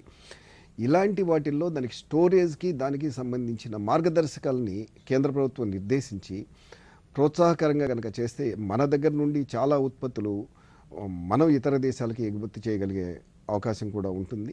ఎందుకంటే ఇతర దేశాలు చైనా లాంటి దేశాల నుండో ఇంకో దగ్గర నుండో తెప్పించుకునే వాటికి మన దగ్గర చాలా అవకాశాలు ఉన్నాయి. మన దగ్గర అవకాశాలు ఉన్నప్పటికీ వీటికి కావాల్సిన ప్రోత్సాహకాల గురించి సెపరేట్గా అంటే ఇవాళ ప్రతి జిల్లాలో కూడా డిస్ట్రిక్ట్ ఇండస్ట్రీస్ ఎక్స్పోర్ట్స్ కమిటీస్ కూడా ఏర్పడినప్పటికీ కూడా పూర్తి అవగాహన లేని పరిస్థితి ఉంది. దీని మీద పూర్తిగా స్టడీ చేయడానికి కావాల్సిన ఒక సిస్టమ్ మనకు కావాల్సిన అవసరం ఉందండి. రైట్. సత్యనారాయణ గారు, జిఎస్టీ వసూళ్లలో జనవరికి దాదాపు 1.55 లక్షల కోట్ల రూపాయల ప్రగతిని సాధించామని చెప్పుకోవచ్చు. అంటే ఈ ఎంఎస్ఎంఈల రుణ వృద్ధి రేటు కూడా దాదాపు 30.6% చేరుకుంది. సో అదేవిధంగా జిఎస్టీ వసూళ్లు జరుగుతున్నాయి. సో ఈ రెండింటినీ మనం ఒకసారి సమన్వయపరిచి చూస్తే వృద్ధి రంగంలో అంటే వృద్ధి ఎలా ఉంటుందని భావించవచ్చు, ఇక రానున్న రోజుల్లో పరిస్థితి ఎలా ఉంటుందని మీరు ఎక్స్పెక్ట్ చేస్తున్నారు? ఎకనామిక్ సర్వే ప్రకారంగా చాలా బాగుంటుందండి. మీరు చూసారు 1.55 lakhs crores ఈ జనవరి నెలలో జిఎస్టీ వసూళ్ళు అయినట్టుగా తెలుస్తుందండి. దాదాపు వాళ్ళు 1.5 కోట్లు టార్గెట్ పెట్టుకుంటే ఆ టార్గెట్ కూడా మించిపోయింది. ఇప్పుడు ఈ దాదాపు ఈ 12 నెలల్లో దాదాపు 6-7 సార్లు మనం 150 కోట్లు మించిపోవడం కూడా జరిగింది అనమాట. జిఎస్టీ ఏంటంటే ఈ మధ్య దాన్ని ట్యాక్స్ ఎవేజన్ చేసే వాళ్ళందరినీ ఈ ఇన్స్పెక్షన్స్, పీరియాడికల్ ఇన్స్పెక్షన్స్ కానీ జనంలో ఆ బిజినెస్ పీపుల్లో అవేర్నెస్ క్రియేట్ చేయడం వల్ల కానీ ఈ జిఎస్టీ వసూళ్లు పెరగటం అయిందండి. అలాగే డైరెక్ట్ ట్యాక్సెస్ కూడా దాదాపు ఈ గ్రోత్ 15% ఇంక్రీజ్ కూడా అవడం జరిగింది. డైరెక్ట్ ట్యాక్సెస్ కానీ ఇండైరెక్ట్ ట్యాక్సెస్ రెండు పెరగటం వలన ఆదాయం కూడా బాగా గవర్నమెంట్కి సమృద్ధిగా ఉందండి. కానీ ఇంకా ఈ పన్నులు కట్టే వాళ్ళ దగ్గరే మనకు ఎక్కువ వసూలు చేయటం జరుగుతుందండి. అసంఘటిత రంగాలు చాలామంది ఉన్నారు. చాలామంది పెద్ద పెద్ద బిజినెస్ చేసుకుంటూ కూడా ట్యాక్స్లు అవాయిడ్ అంటే ఎగ్గొడుతున్నారు అన్నమాట. వాళ్ళని కూడా ట్యాక్స్ స్ట్రక్చర్లో తీసుకొస్తే ఇంకా మనకి ఆదాయం వరుసగా ఇది రెండోసారి అనుకుంటా సార్. లాస్ట్ ఇయర్ ఏప్రిల్లో కూడా 1.68 crores మనం లాక్స్ మనం అచీవ్ అయ్యాం. అవును. ఇప్పుడు మనకి ఇంకా ఈ డైరెక్ట్గా ఈ ట్యాక్స్లు చూసుకుంటే మనకి ఇండియాలో ఇంకా 11.7% వస్తుంది ఇండియాలో ట్యాక్స్ అవుట్ ఆఫ్ జీడిపి రేట్లో. అలాగే మనకు బ్రిటన్లో చూస్తే 33.5, అమెరికాలో 26.6, ఫ్రాన్స్లో 45.1% ఉందండి. ఈ జీడిపి రేట్కి ట్యాక్స్ రేషియోలో ఇంకా మనం పెంచాలండి. అంటే చాలామందిని ఈ ట్యాక్స్ పరిధిలోకి మనం తీసుకురావాలంటే ఆ స్ట్రక్చర్ కొంచెం ఈజీగా ఉండాలండి. ఈ tax structures last time corporate tax ఎప్పుడైతే మనం తగ్గించామో చాలామంది బిజినెస్ పీపుల్ వల్ల మనకి చాలా ఇన్కమ్ కూడా రావడం జరిగిందండి. అలాగే ఈ స్లాబ్ రేట్స్ కూడా అంత కాంప్లికేటెడ్ కాకుండా ఇప్పుడు 2 ట్యాక్స్ రేట్స్ ఉన్నాయి మనకి ఆల్రెడీ. 2 ట్యాక్స్ రేట్లు చాలా కన్ఫ్యూజింగ్గా ఉంటుంది పబ్లిక్ ట్యాక్స్ రిటర్న్స్ ఫైల్ చేయాలన్న. అది కానీ మనం తక్కువ స్లాబ్స్ తీసుకుని కొంచెం రేట్స్ కానీ తగ్గిస్తే ఎక్కువ మందిని పరిధి తీసుకొస్తే మనం ఈ ట్యాక్స్లు ఎక్కువ అభివృద్ధి మనం ఎక్కువ కలెక్ట్ చేసే అవకాశం ఉంది. అవకాశం ఉంది. ప్రాసెస్ని ఈజ్ చేయడం ద్వారా ఇంకా ఎక్కువ మంది నా బ్రాకెట్లో తీసుకొచ్చే అవకాశం ఉంది. రైట్. ఒకసారి మనం మళ్ళీ సిఏ వైస్ చైర్మన్ లక్ష్మీప్రసాద్ గారు మనకి అందుబాటులో ఉన్నారు. నమస్తే లక్ష్మీప్రసాద్ గారు. నమస్తే అండి. లక్ష్మీప్రసాద్ గారు, నిన్న అనంత నాగేశ్వరన్ గారు ఇచ్చినటువంటి ఎకనామిక్ సర్వేని మీరు చూసుంటారు. ఎకనామిక్ సర్వే ప్రకారం ఏ విధంగా ఉండబోతోంది పరిస్థితి? మీ అనాలిసిస్ ఏంటి లక్ష్మీప్రసాద్ గారు? మా అనాలిసిస్ కంటే మా ఆస్పిరేషన్స్ ఎక్కువ ఉన్నాయండి. ఆయన అనాలిసిస్ కంటే మా సిఏ దృక్పథం ఇండస్ట్రీ ప్రోగా ఉండాలని చెప్పేసి కోరుకుంటా ఉంది. లాస్ట్ ఇయర్ అప్పుడే జస్ట్ కోవిడ్ నుంచి రికవరీ స్టార్ట్ అయింది. ఇప్పటికి వచ్చేసరికి కోవిడ్ కొంచెం రికవరీ బాగానే ఉంది. ఇండస్ట్రీస్ ఇప్పటికే just they are catching up the train ఈ దీంట్లో. బట్ కన్సెషన్స్ వైజ్ గా లాస్ట్ ఇయర్ మాకు అనుకున్నట్టు మాకేమి ఇవ్వలేదు. బట్ ఇండస్ట్రియల్ R&D కానివ్వండి, కొన్ని కన్సెషన్స్ బాగానే ఇచ్చారు. ఇప్పుడు ట్యాక్స్ వైజ్ గా చూస్తే ఇప్పుడు చెప్పినట్టు డైరెక్ట్ ట్యాక్సెస్ లో concessions last year as it is గా ఉంచారు. పెద్ద షాప్స్ ఏమి ఇవ్వలేదు. ఈ ఇయర్ కొద్దిగా రిలాక్స్ చేసి అట్లీస్ట్ 5 to 7% అన్న రిలాక్స్ చేస్తారని ఆశిస్తున్నాం. ఇండైరెక్ట్ ట్యాక్సెస్ లో లాట్ ఆఫ్ ఎక్స్పోర్ట్ పాలసీస్ కి కన్సెషన్స్ ఇవ్వాలని కోరుకుంటా ఉన్నాం. ఎందుకంటే ఇప్పుడు let us take the advantage of China intervention లో ఈ ప్రాబ్లమ్ లో పారాడైమ్ షిఫ్ట్ స్టార్ట్ అయింది. మన దావోస్ లో కూడా మన కమ్యూనికేషన్ మినిస్టర్ చాలా క్లియర్ గా చెప్పారు, వరల్డ్ వైడ్ న్యూస్ ఇచ్చారు. సో ఆ పారాడైమ్ షిఫ్ట్ స్టార్ట్ అయింది.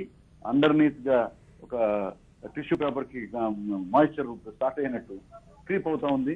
నైస్ ఇన్వెస్ట్మెంట్స్ స్టార్ట్ అవుతా ఉన్నాయి. Lot of. కానీ లక్ష్మీప్రసాద్ గారు, కొంత ఆశాజనకంగా ఉండాల్సినటువంటి పరిస్థితి నుంచి ఇంపోర్ట్స్ ఎక్కువ అవుతున్నాయి. ఇది కొద్దిగా ఆందోళన కలిగించేటటువంటి దేశీయంగా ఉత్పత్తి రంగాలు మరింత వృద్ధి చెందాలి, తయారీ రంగం బలపడితే కానీ ఎక్స్పోర్ట్స్ అనేవి బలపడవు అనేటటువంటి ఇది ఉంది.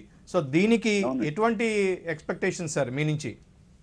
మా నుంచి ఏంటంటే ఈ సరళతరం చేయాలండి. ఈజ్ ఆఫ్ డూయింగ్ బిజినెస్ చేయగలిగితే లాట్ ఆఫ్ ఎడ్యుకేషన్ వైజ్ గా, మన టెక్నాలజీ వైజ్ గా మనం ఇంప్రూవ్ అయి ఉన్నాం. అవకాశాలు అయితే ఉన్నాయి. చాలా స్టార్ట్అప్స్ వచ్చినాయి. We are catching up the train in the terms of technology in many aspects. Particularly ఇప్పుడు చూస్తే మీరు బ్యాటరీస్ వస్తూ ఉన్నాయి. బ్యాటరీస్, లిథియం అయాన్ బ్యాటరీస్ చూడండి ఎంత మంది అప్లై చేశారు. సో షిఫ్ట్ సోలార్ పవర్ నుంచి, సోలార్ పవర్ ఉంది, అదే ఇండస్ట్రీకి మేజర్ ఇది అనుకోండి. బట్ వెహికల్స్ కానివ్వండి, అదర్ అసెట్స్ కి, వీటికి మూవబుల్ క్యారియర్స్ కి అన్ని చాలా మంది వస్తూ ఉన్నారు. Never expected this sort of thing. బాగుంది.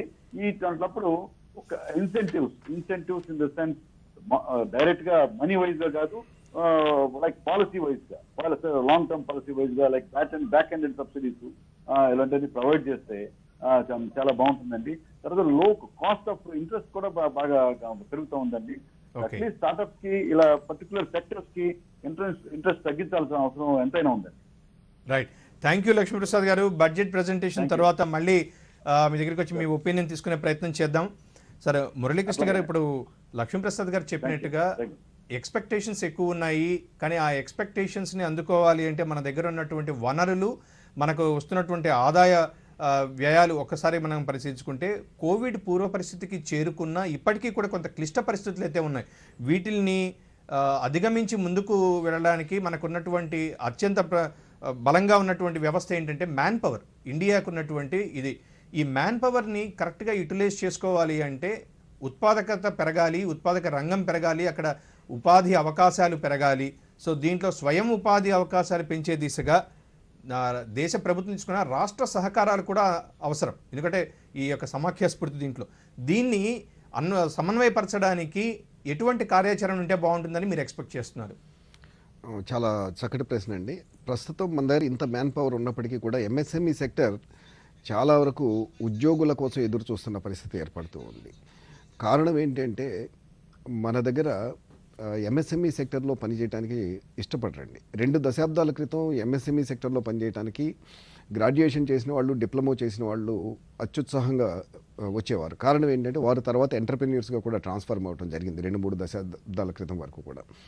తర్వాత గణనీయమైన మార్పులు ఏర్పడటం, ప్రతి ఒక్కరూ కూడా ఇంజనీరింగ్ మీద వీటి మీద దృష్టి పెట్టడం, ఆ తర్వాత కంప్యూటర్ సైన్సెస్ మీద దృష్టి పెట్టడం, అలా వెళ్ళిపోయిన తర్వాత ఎంఎస్ఎంఈ రంగానికి వచ్చే ఉద్యోగుల సంఖ్య కూడా తగ్గిపోవడం జరిగింది. ఇవాళ మన దగ్గర యువత చాలామంది ఉన్నప్పటికీ వారి దగ్గర ఎలాంటి స్కిల్స్ లేవు. ప్రస్తుతం మన రాష్ట్ర ప్రభుత్వం కూడా కొత్తగా నైపుణ్యతలు అభివృద్ధి చేయడానికి ఈవెనింగ్ డిగ్రీ కాలేజెస్లో కూడా కొన్ని పథకాలను ప్రవేశపెట్టారు. కానీ స్కిల్ డెవలప్మెంట్ ప్రోగ్రామ్స్ అని కొన్ని పథకాలను ప్రవేశపెట్టినప్పటికీ ఇవి ఇండస్ట్రీ పరంగా ఉపయోగపడే విధంగా లేవు. దీని మీద చక్కటి కోర్సు లాగా తయారు చేసే కనుక కేంద్ర రాష్ట్ర ప్రభుత్వాలు ఇవాళ నైపుణ్యత మీద ఖర్చు పెడుతున్న డబ్బుల్ని అంటే ఇండస్ట్రీకి ఉపయోగపడే విధంగా. మురళీకృష్ణ గారు, మన ఇదే అంశాన్ని ప్రొఫెసర్ కళ్యాణ్ గారు, Indian institute of management Vizag professor Kalyan గారిని ఒకసారి మనం టచ్ చేద్దాం. కళ్యాణ్ గారు, ఇప్పుడు చెప్పినట్టుగా స్కిల్ డెవలప్మెంట్కి సంబంధించి మురళీకృష్ణ గారు చక్కటి అంశాన్ని లేవనెత్తారు. మన కాలేజీల్లో ఉన్నటువంటి విద్యాబోధన పరిశ్రమకు అనుగుణంగా లేదు. సో అది కనుక ఇంప్రూవ్ కనుక అయితే, అక్కడ క్వాలిటీ ఎడ్యుకేషన్ కనుక వస్తే ఉత్పాదకత పెరుగుతుంది, ముఖ్యంగా కొత్త స్టార్టప్స్ వచ్చేటటువంటి అవకాశం ఉన్నాయి అని చెప్పని. సో దీని మీద విద్యారంగం ఉపాధి అవకాశాల లింకేజ్ ప్రధానంగా ఎటువంటి అంశాలు మనం ఎక్స్పెక్ట్ చేయొచ్చు కళ్యాణ్ గారు?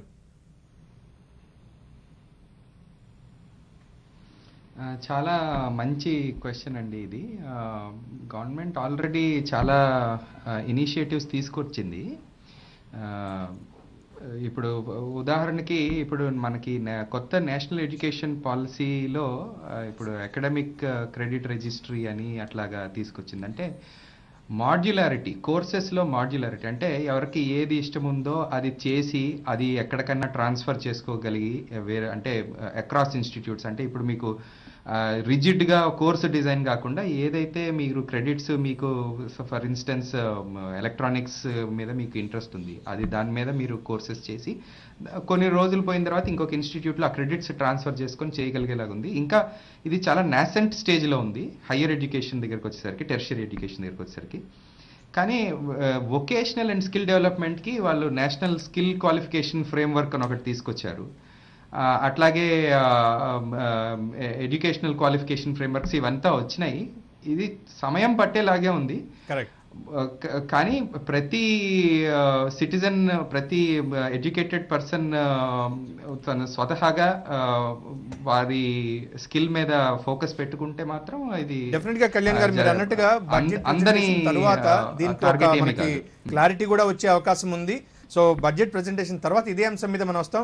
సత్యనారాయణ గారు, మనకి జస్ట్ ఫైనాన్స్ మినిస్టర్ బడ్జెట్ ప్రసంగం స్టార్ట్ అయ్యే లోపల ఒక్కటి, ఇప్పుడు మనకి ఓవరాల్గా ఈ ఎకనామిక్ సర్వే ఎంత క్లిష్ట పరిస్థితులు ఉన్నా సరే వృద్ధి బాటలోనే మనం పయనిస్తున్నాం అని చెప్పారు.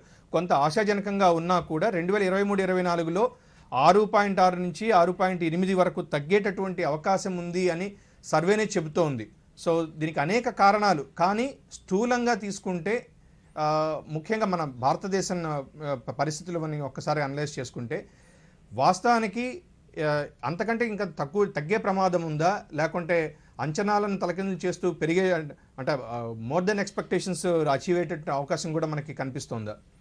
తగ్గే అవకాశాలు అయితే మాత్రం లేదండి, పెరిగే అవకాశం నాకు ఎక్కువ కనపడుతుంది. ఎందుకంటే కోవిడ్ పరిస్థితుల ముందు ఎలా ఉన్నాయో ఆల్మోస్ట్ అదే పరిస్థితులు వచ్చినాయండి. వలస కూలీలు కూడా తిరిగి పట్టణాల్లో చేరుకోవటం, వాళ్ళు తిరిగి వాళ్ళ రంగాల్లో జాయిన్ అవ్వటం. అలాగే మీరు చూసుకుంటే హౌసింగ్ సెక్టర్ తీసుకుంటే గృహ ఎప్పుడైతే చాలా కన్స్ట్రక్షన్స్ విపరీతంగా జరుగుతున్నాయి, ఆ సెక్టర్ కూడా బాగా పుంజుకుంది. దాదాపు ప్రైమ్ మినిస్టర్ ఆవాస్ యోజన కూడా దాదాపు 4 కోట్ల ఇల్లు. పార్లమెంట్లో నిర్మలా సీతారామన్ గారు బడ్జెట్ ని ప్రవేశపెడుతున్నారు. ఇప్పుడు మనం పార్లమెంట్ నుంచి ఆ సందర్భాన్ని ప్రత్యక్ష ప్రసారం ద్వారా చూద్దాం. Over to parliament.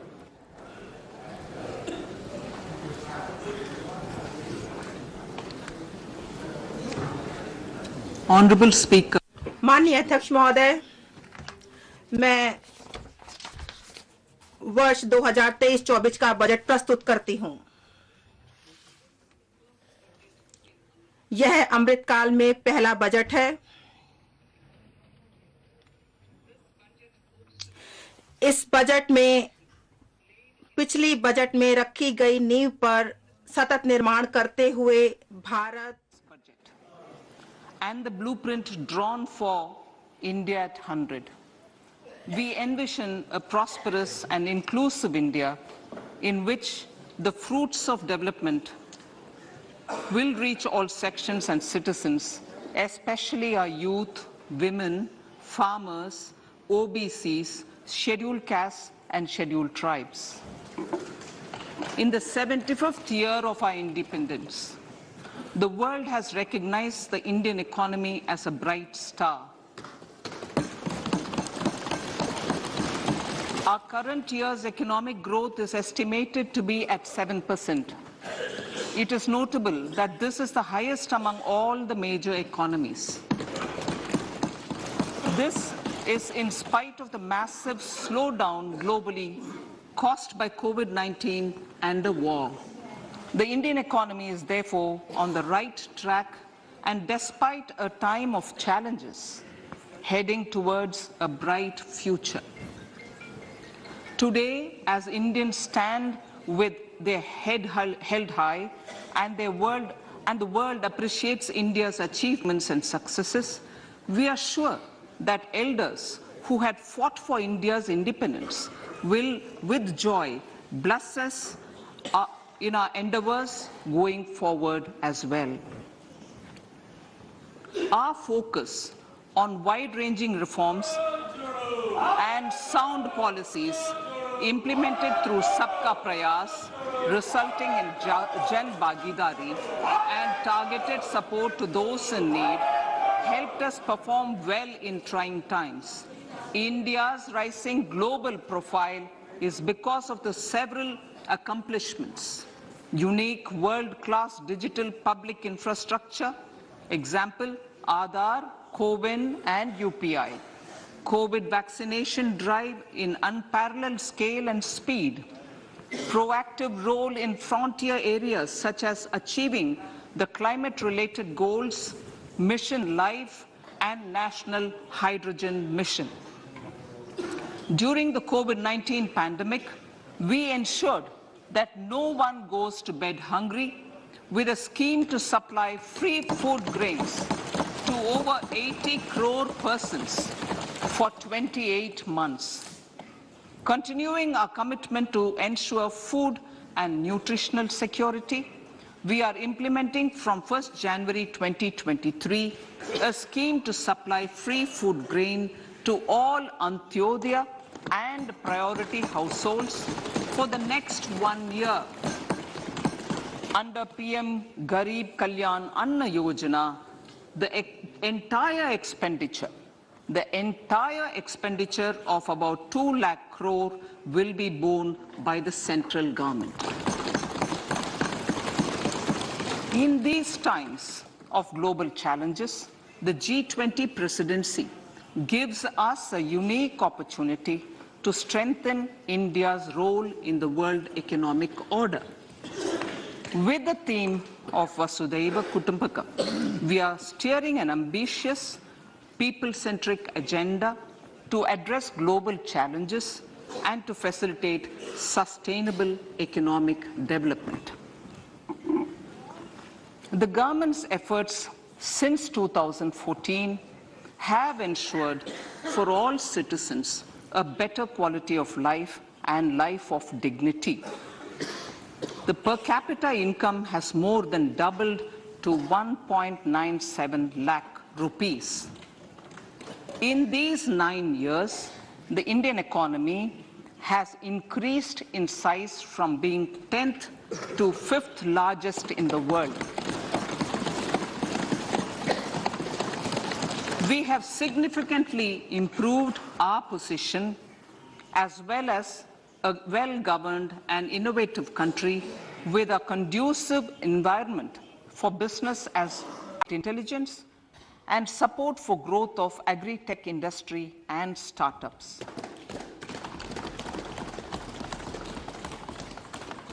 An agriculture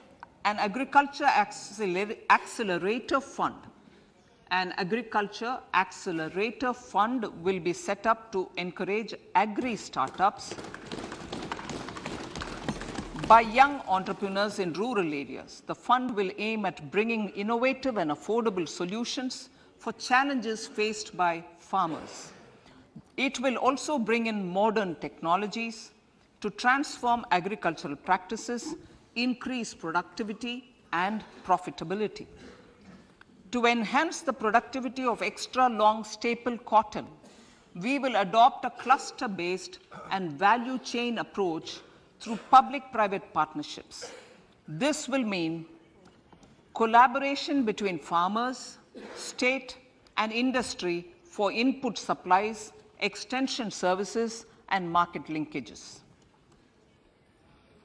We will launch an Atmanirbhar Clean Plant program to boost availability of disease-free, quality planting material for high-value horticultural crops at an outlay of 2,200 crores. Global hub for millets, which are Sri Anna. India is the forefront. India's at the forefront of popularizing millets, whose consumption furthers nutrition, food security, and welfare of farmers, said the Honorable Prime Minister. We are the largest producer and second largest exporter of Sri Anna in the world. We grow several types of Sri Anna, such as Sri Anna Jowar, Sri Anna Ragi, Sri Anna Bajra, Sri Anna Kutu, Ramdana, Kangni, Kutni, Kutki, Kodo, China, and Sama. These have a number of health benefits and have been an integral part of our food for centuries. I acknowledge with pride the huge service done by small farmers in contributing to the health of fellow citizens by growing these Sri Anna. Now, to make India a global hub for Sri Anna, the Indian Institute of Millet Research, ideally Indian Institute of the Sri Anna Research, Hyderabad, will be supported as the center of excellence for sharing best practices, research, and technologies at the international level. The agricultural credit target will be increased to 20 lakh crores with focus on animal husbandry, dairy, and fisheries. We will launch a new sub-scheme of PM Matsya Sampada Yojana, which is an existing scheme, but we'll launch a new sub-scheme with targeted investment of 6,000 crores to further enable activities of fishermen, fish vendors, and micro and small entrepreneurs, improve value chain efficiencies, and expand the market. For farmers, especially small and marginal farmers and other marginalized sections, the government is promoting cooperative-based economic development model. A new Ministry of Cooperation was formed with a mandate to realize the vision of Sahakar Se Samriddhi. To realize this vision, the government has already initiated computerization of 63,000 primary agricultural credit societies with an investment of 2,560 crores, 2,516 crores.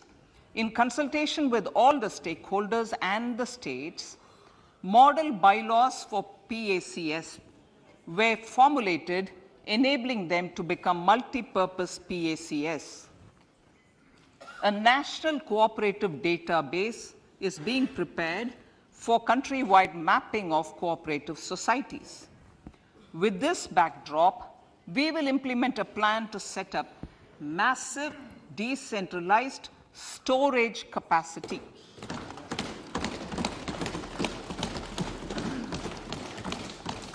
This will help farmers store their produce and realize remunerative prices through sale at appropriate times. The government will also facilitate setting up of a large number of multi-purpose cooperative societies, primary fishery societies, and dairy cooperative societies in uncovered panchayat and villages in the next 5 years.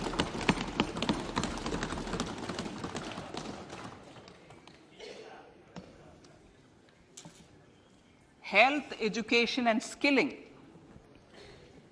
157 new nursing colleges will be established in co-location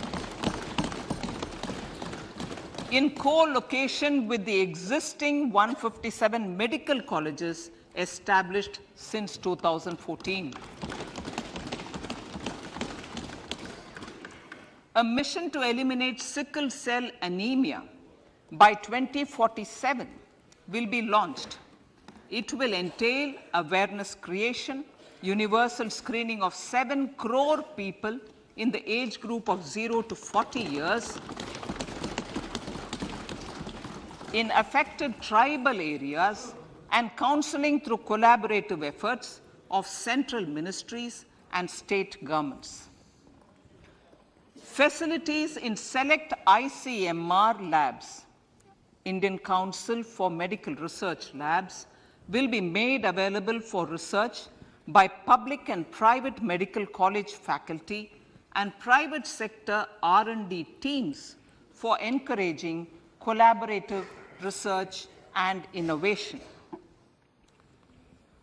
A new program to promote research and innovation in pharmaceuticals will be taken up through centers of excellence. We shall also encourage industry to invest in research and development in specific priority areas. Dedicated multidisciplinary courses for medical devices will be supported in existing institutions to ensure availability of skilled manpower for futuristic medical technologies, high-end manufacturing, and research. Teachers training.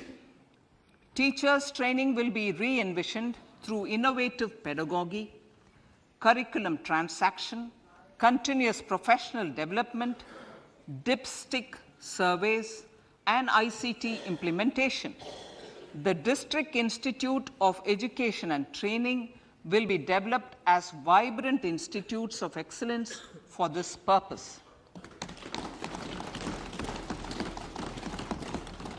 National Digital Library for Children and Adolescents.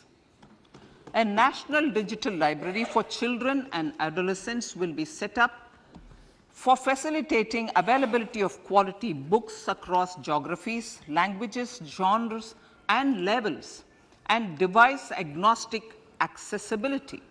States will be encouraged to set up physical libraries for them at panchayat and ward levels and provide infrastructure for accessing the national digital library resources.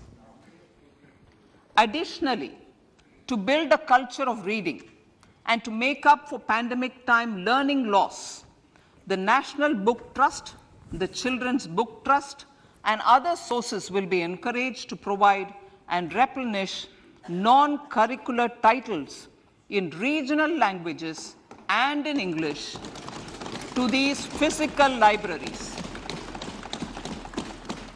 Collaboration with NGOs that work in literacy will also be a part of this initiative to inculcate financial literacy.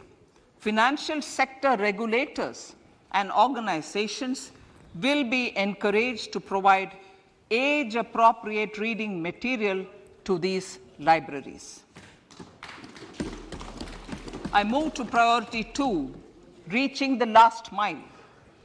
Prime Minister Vajpayee's government had formed the Ministry of Tribal Affairs and the Department of Development of Northeast Region to provide a sharper focus to the objective of reaching the last mile. Our government has formed the ministries of Ayush, Fisheries, Animal Husbandry and Dairying, Skill Development, Jal Shakti and Cooperation.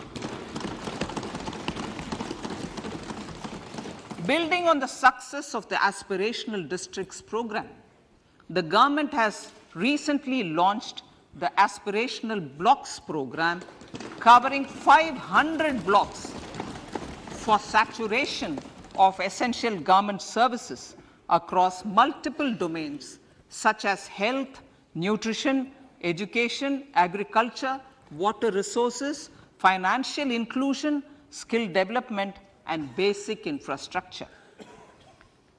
Manya Speaker, sir, Pradhan Mantri PBTG, which is Primitive Vulnerable Tribal Groups Development Mission, is being launched. To improve socio-economic conditions of the particularly vulnerable tribal groups, the PBTGs as we refer them to, Pradhan Mantri PBTG Development Mission will be launched. This will saturate PBTG families and habitations with basic facilities such as safe housing, clean drinking water and sanitation, improved access to education, health, nutrition, road and telecom connectivity, and sustainable livelihood opportunities. An amount of 15,000 crores will be made available to implement the mission in the next 3 years under the Development Action Plan for the Scheduled Tribes. Ekalavya Model Residential Schools. In the next 3 years, Center will recruit 38,800 teachers and support staff for the 740 Ekalavya Model Residential Schools, which is serving 3.5 lakh tribal students.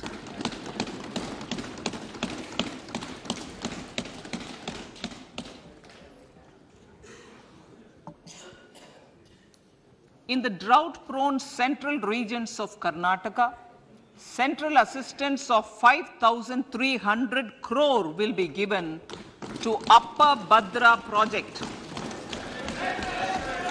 to provide sustainable micro irrigation and filling up of surface tanks for drinking water. PM Awas Yojana. The outlay for PM Awas Yojana is being enhanced by 66% to over 79,000 crores. Bharat Shared Repository of Inscriptions will be set up in a digital epigraphy museum with digitization of 1 lakh ancient inscriptions in the first stage. Support for poor prisoners. For poor persons who are in prisons and unable to afford the penalty or the bail amount, required financial support will be provided. Priority number 3, infrastructure and investment. Investments in infrastructure and productive capacity have a large multiplier impact on growth and employment. After the subdued period of the pandemic, private investments are growing again. The budget takes the lead once again to ramp up the virtuous cycle of investment and job creation. Honorable Speaker, sir, the capital investment outlay is being increased steeply for the 3rd year in a row by 33% to 10 lakh crores, which would be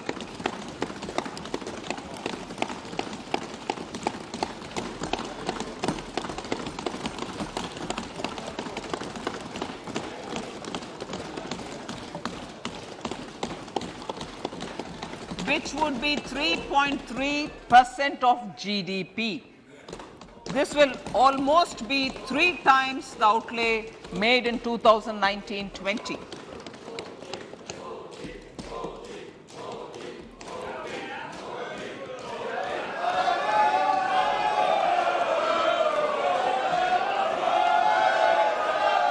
This substantial increase in recent years is central to the government's efforts to enhance growth potential and job creation, crowd in private investments, and provide a cushion against global headwinds. The direct capital investment by the center is complemented by the provision made for creation of capital assets through grants and aids to state. The effective capital expenditure of the center is budgeted at 13.7 lakh crore rupees, which will be 4.5% of GDP. Support to state governments for capital investment. I have decided to continue the 50-year interest-free loan to state governments for 1 more year to spur investment in infrastructure and to incentivize them for complementary policies actions with a significantly enhanced outlay of 1.3 lakh crores. The newly established Infrastructure Finance Secretariat will assist all stakeholders for more private investment in infrastructure, including railways, roads, urban infrastructure, and power, which are predominantly depend on public resources. The harmonized master list of infrastructure will be reviewed by an expert committee for recommending the classification and financing framework suitable for Amrit Kal. A capital outlay, I'm talking about railways now, sir, Honorable Speaker, railways. A capital outlay of 2.40 lakh crores has been provided for the railways.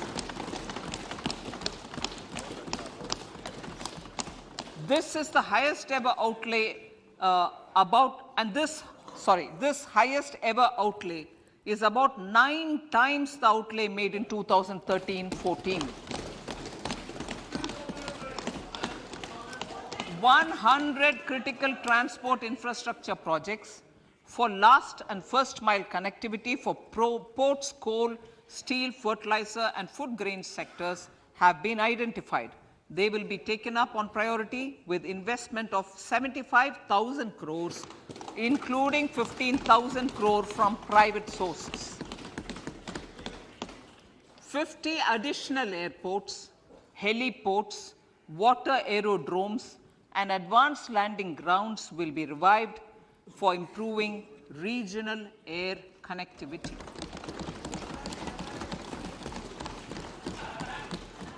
Sustainable cities for tomorrow.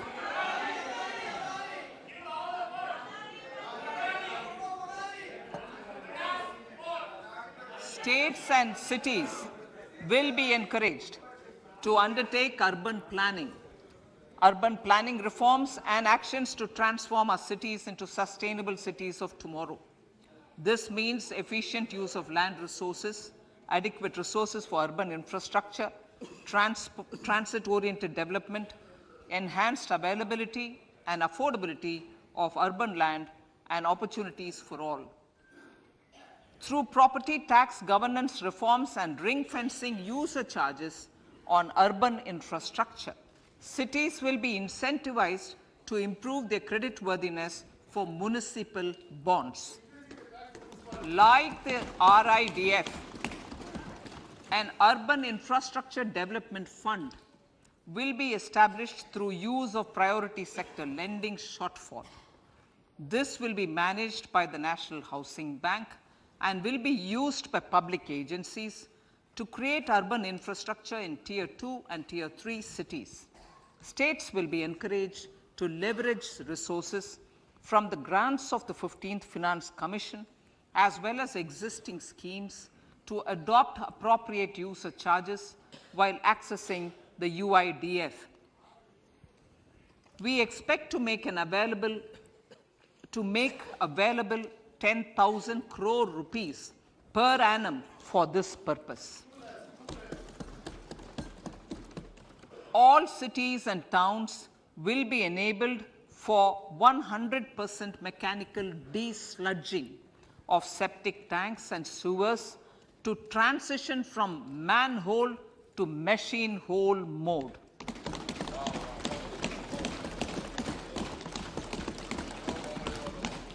Enhanced focus will be provided for scientific management of dry and wet waste. Honorable Speaker, sir, our Prime Minister had said, good governance is the key to a nation's progress. Our government is committed to providing a transparent and accountable administration which works for the betterment and welfare of common citizens. Mission Karma Yogi. Under Mission Karma Yogi, center, states and the union territories are making and implementing capacity building plans for civil servants. The government has also launched an integrated online training platform, I Got Karma Yogi, to provide continuous learning opportunities for lakhs of government employees to upgrade their skills and facilitate people-centric approach. Sir, for enhancing ease of doing business, more than 39,000 compliances have been reduced and more than 3,400 legal provisions have been decriminalized. For furthering the trust-based governance, we have introduced the Jan Vishwas Bill to amend 42 central acts. This budget proposes a series of measures to unleash the potential of our economy. Centers of Excellence for Artificial Intelligence. For realizing the vision of Make AI in India and Make AI Work for India, 3 centers of excellence for artificial intelligence will be set up in top educational institutions.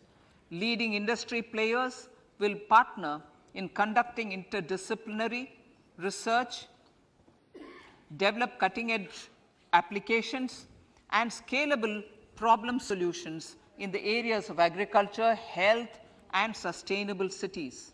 This will galvanize an effective AI ecosystem and nurture quality human resources in the field.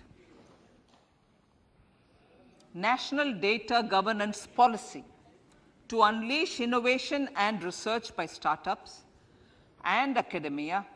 A national data governance policy will be brought out. This will enable access to anonymized data. The KYC process will be simplified, adopting a risk-based instead of one-size-fits-all approach. The financial sector regulators will also be encouraged to have a KYC system fully amenable to meet the needs of digital India. One-stop solution for identity and address updating. A one-stop solution for reconciliation and updating of identity and address of individuals maintained by various government agencies, regulators, and regulated entities will be established using DigiLocker service and Aadhaar as foundational identity. Speaker, sir, common business identifier. For the business establishments required to have a permanent account number, the PAN will be used as the common identifier for all digital systems of specified government agencies. This will bring ease of doing business, and it will be facilitated through a legal mandate. For obviating the need for separate submission of same information to different government agencies, a system of unified filing process will be set up. Such filing of information or return in simplified forms on a common portal will be shared with other agencies as per the filer's choice. Vivad Se Vishwas 1, relief for MSMEs. In cases of failure by MSMEs to execute contracts during the COVID period, 95% of the forfeited amount relating to the bid or performance security will be returned to them by government and government undertakings. This will provide relief to the MSMEs. Vivad Se Vishwas 2, settling contractual disputes. To settle contractual disputes of government and government undertakings, wherein arbitral award is under challenge in a court, a voluntary settlement scheme with standardized terms will be introduced. This will be done by offering graded settlement terms depending on pendency level of the dispute. The state support mission of Niti Aayog will be continued for 3 years for our collective efforts towards national priorities. Result-based financing.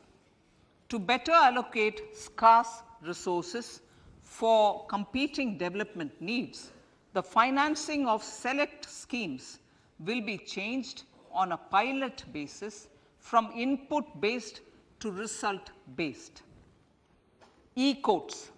For efficient administration of justice, phase 3 of e-courts projects phase 3 of the e-courts project will be launched with an outlay of 7,000 crores. Fintech services in India have been facilitated by our digital public infrastructure, including Aadhaar, PM Jan Dhan Yojana, Video, KYC, India Stack, and UPI.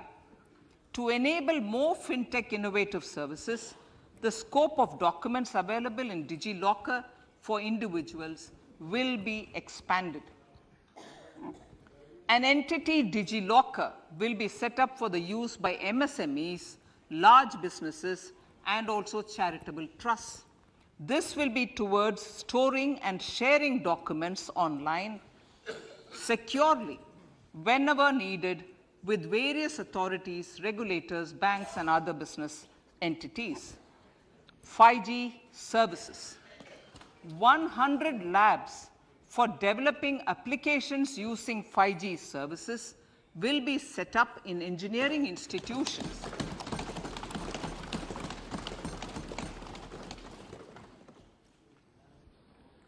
To realize a new range of opportunities, business models, and employment potential, the labs will cover, among others, applications such as smart classrooms, precision farming, intelligent transport systems, and healthcare applications. Lab-grown diamonds. Lab-grown diamonds is a technology and innovation-driven emerging sector with high employment potential. These environment-friendly diamonds, which have optically and chemically the same properties as natural diamonds. To encourage indigenous production of LGD, lab-grown diamond seeds and machines, and to reduce import dependency, a research and development grant will be provided to one of the IITs for 5 years. To reduce the cost of production, a proposal to review the custom duty on LGD seeds will be indicated in Part B of the speech. I come to the fifth priority, Honorable Speaker, sir, green growth. Honorable Prime Minister has given a vision for life or lifestyle for environment to spur a movement of environmentally conscious lifestyle. India is moving forward firmly for the Panchamrit, the net zero carbon emission by 2070 to usher in green industrial and economic transition. This budget builds on our focus on green growth. The recently launched National Green Hydrogen Mission, with an outlay of 19,700 crores, will facilitate transition of the economy to low carbon intensity, reduce dependence on fossil fuel imports, and make the country assume technology and market leadership in this sunrise sector.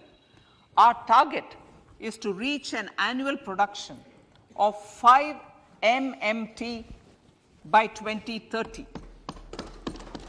Energy transition.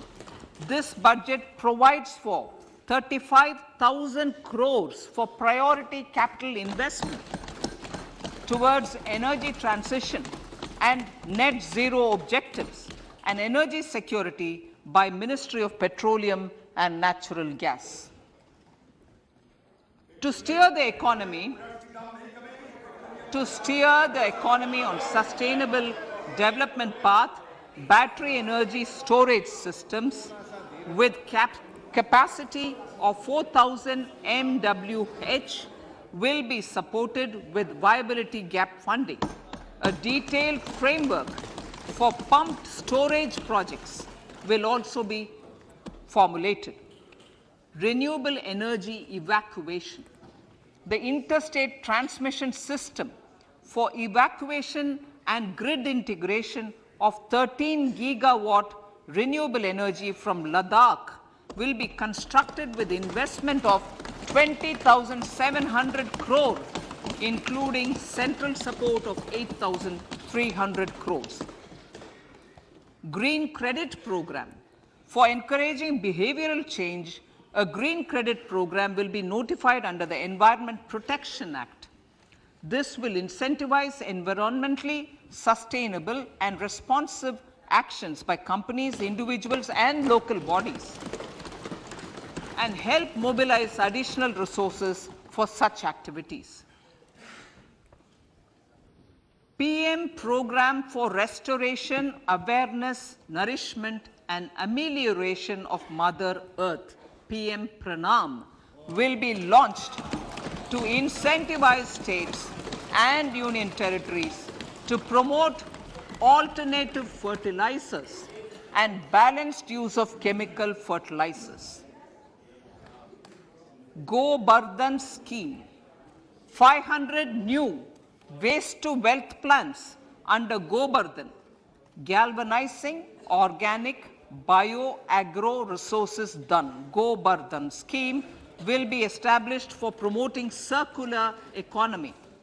These will include 200 compressed biogas plants, including 75 plants in urban areas, and 300 community or cluster-based plants at a total investment of 10,000 crores.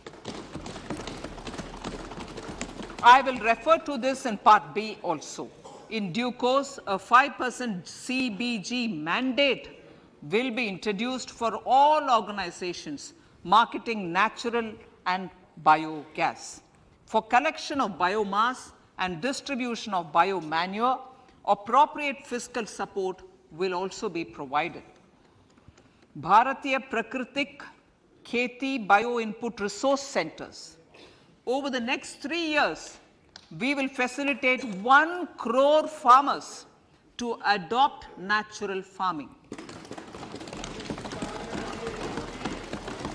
For this, Honorable Speaker, 10,000 bio input resource centers will be set up, creating a national level distributed micro fertilizer and pesticide manufacturing network. Mishti.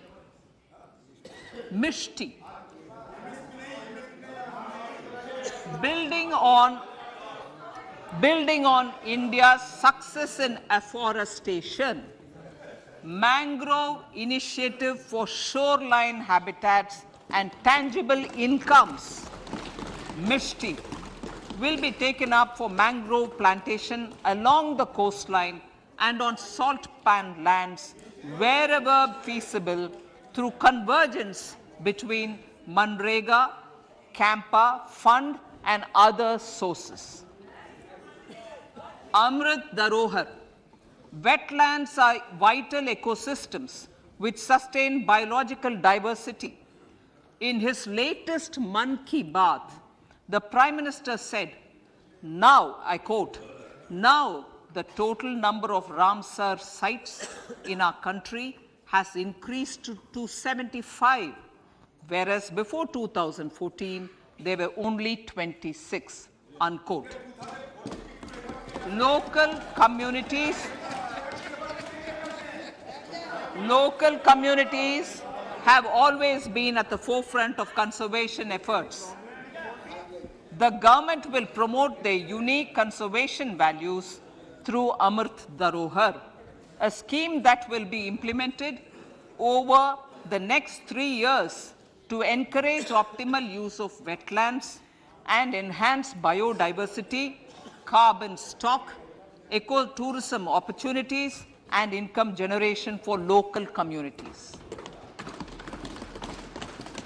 Coastal shipping. Coastal shipping will be promoted as the energy efficient and lower cost mode of transport, both for passengers and freight, through PPP mode with viability gap funding. Vehicle replacement. Vehicle replacement is an important continuing policy, replacing the old political,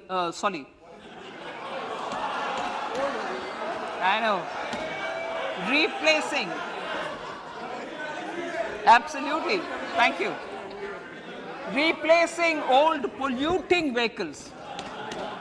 May be applicable, right? Replacing old polluting vehicles is an important part of greening our economy. In furtherance of the vehicle scrapping policy mentioned in Budget 21-22, I have allocated adequate funds to scrap old vehicles of the central government. States will also be supported in replacing old vehicles and old state ambulances. Honorable Speaker, sir, I move to priority 6, youth power.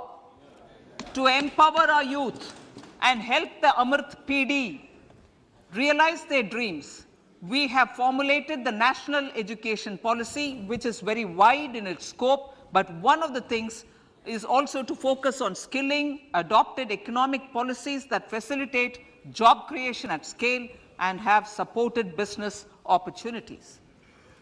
Pradhan Mantri Kaushal Vikas Yojana. Pradhan Mantri Kaushal Vikas Yojana 4.0 will be launched to skill lakhs of youth within the next 3 years.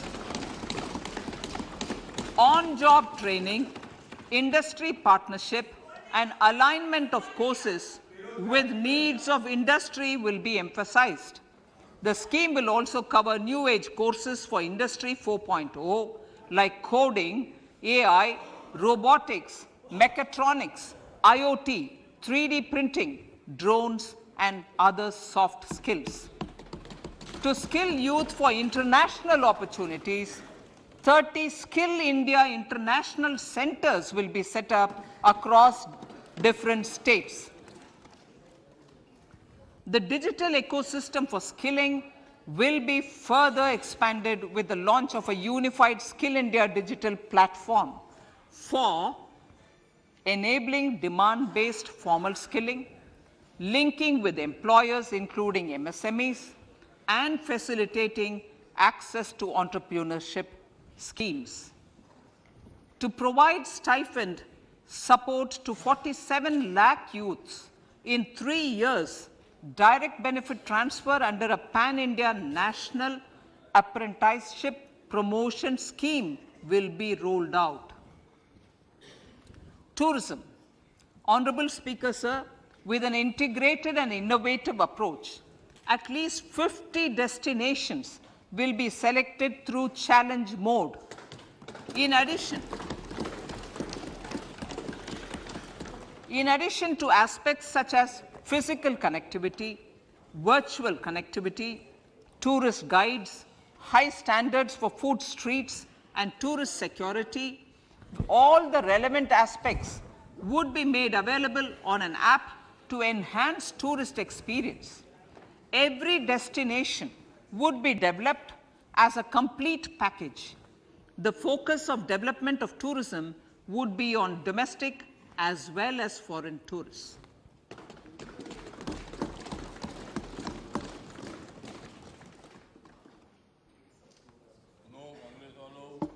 Sector-specific skilling and entrepreneurship development will be dovetailed to achieve the objectives of Dekho Apna Desh initiative.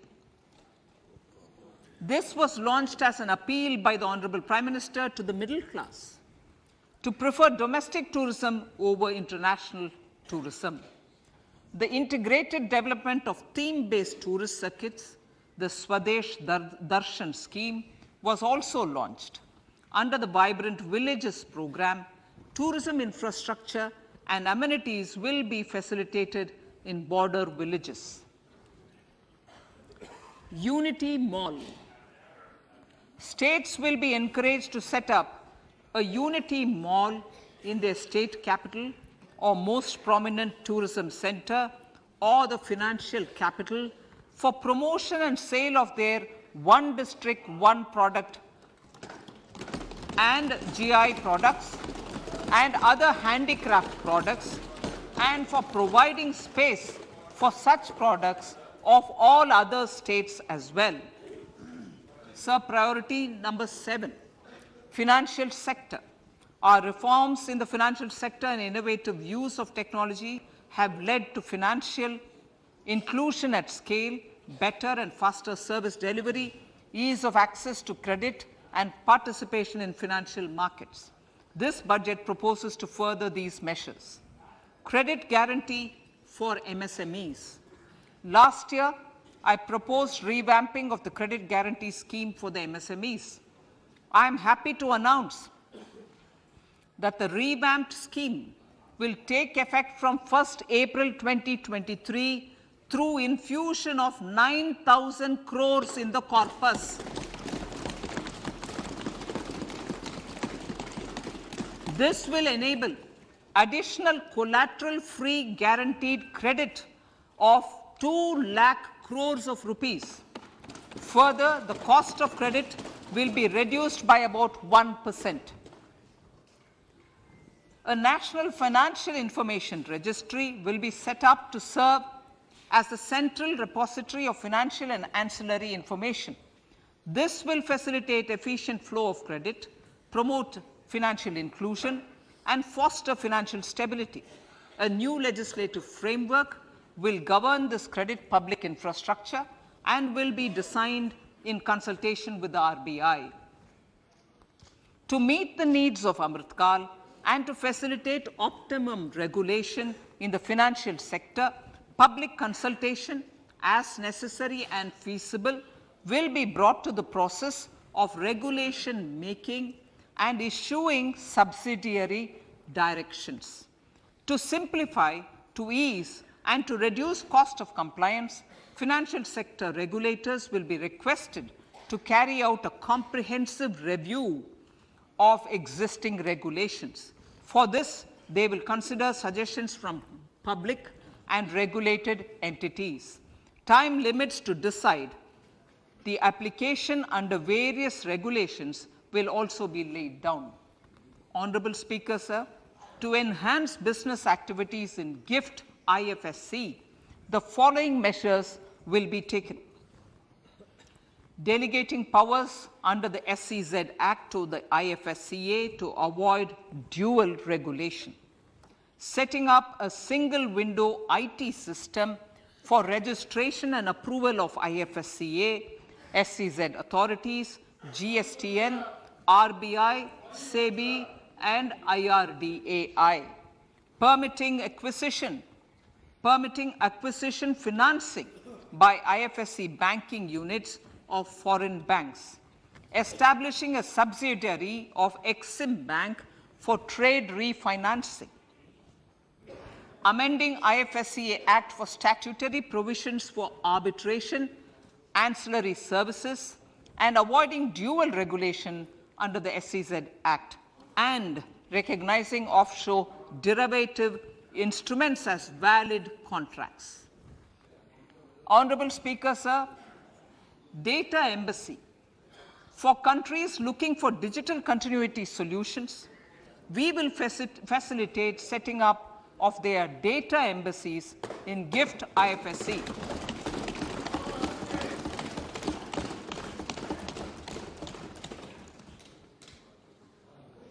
Improving governance and investor protection in banking sector. To improve bank governance and enhance investors' protection, certain amendments to the Banking Regulation Act, the Banking Companies Act, and the Reserve Bank of India Act are being proposed. Capacity building in securities market. Honorable Speaker, sir, to build capacity of functionaries and professionals in the securities market, SEBI will be empowered to develop, regulate, maintain, and enforce norms and standards for education in the National Institute of Securities Markets, and to recognize award of degrees, diplomas, and certificates. A central processing center will be set up for faster response to companies through centralized handling of various forms filed with field officers under the Companies Act. Reclaiming of shares and dividends. For investors to reclaim unclaimed shares and unpaid dividends from the Investor Education and Protection Fund Authority with ease, from the Investor Education and Protection Fund Authority with ease, an integrated IT portal will be established. Digital payments continue to find wide acceptance. In 2022, they show an increase of 76% in transaction and 91% in value. Fiscal support for this digital public infrastructure will continue in 2023-2024. आज़ादी का अमृत महोत्सव, महिला सम्मान बचत पत्र. For commemorating Azadi Ka Amrit Mahotsav, a one-time new small savings scheme, Mahila Samman Savings Patra or Savings Certificate, Mahila Samman Savings Certificate will be made available for a 2-year period up to March 2025. This will offer deposit facility up to 2 lakh in the name of a woman or girls for a tenure of 2 years at fixed interest rate of 7.5% with partial withdrawal option. Senior citizens.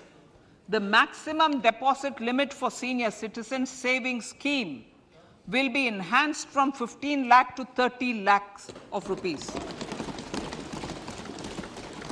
The maximum deposit limit for monthly income account scheme will be enhanced from 4.5 lakh to 9 lakh for single account and from 9 lakh to 15 lakh for joint account. Honorable Speaker, sir, fiscal management.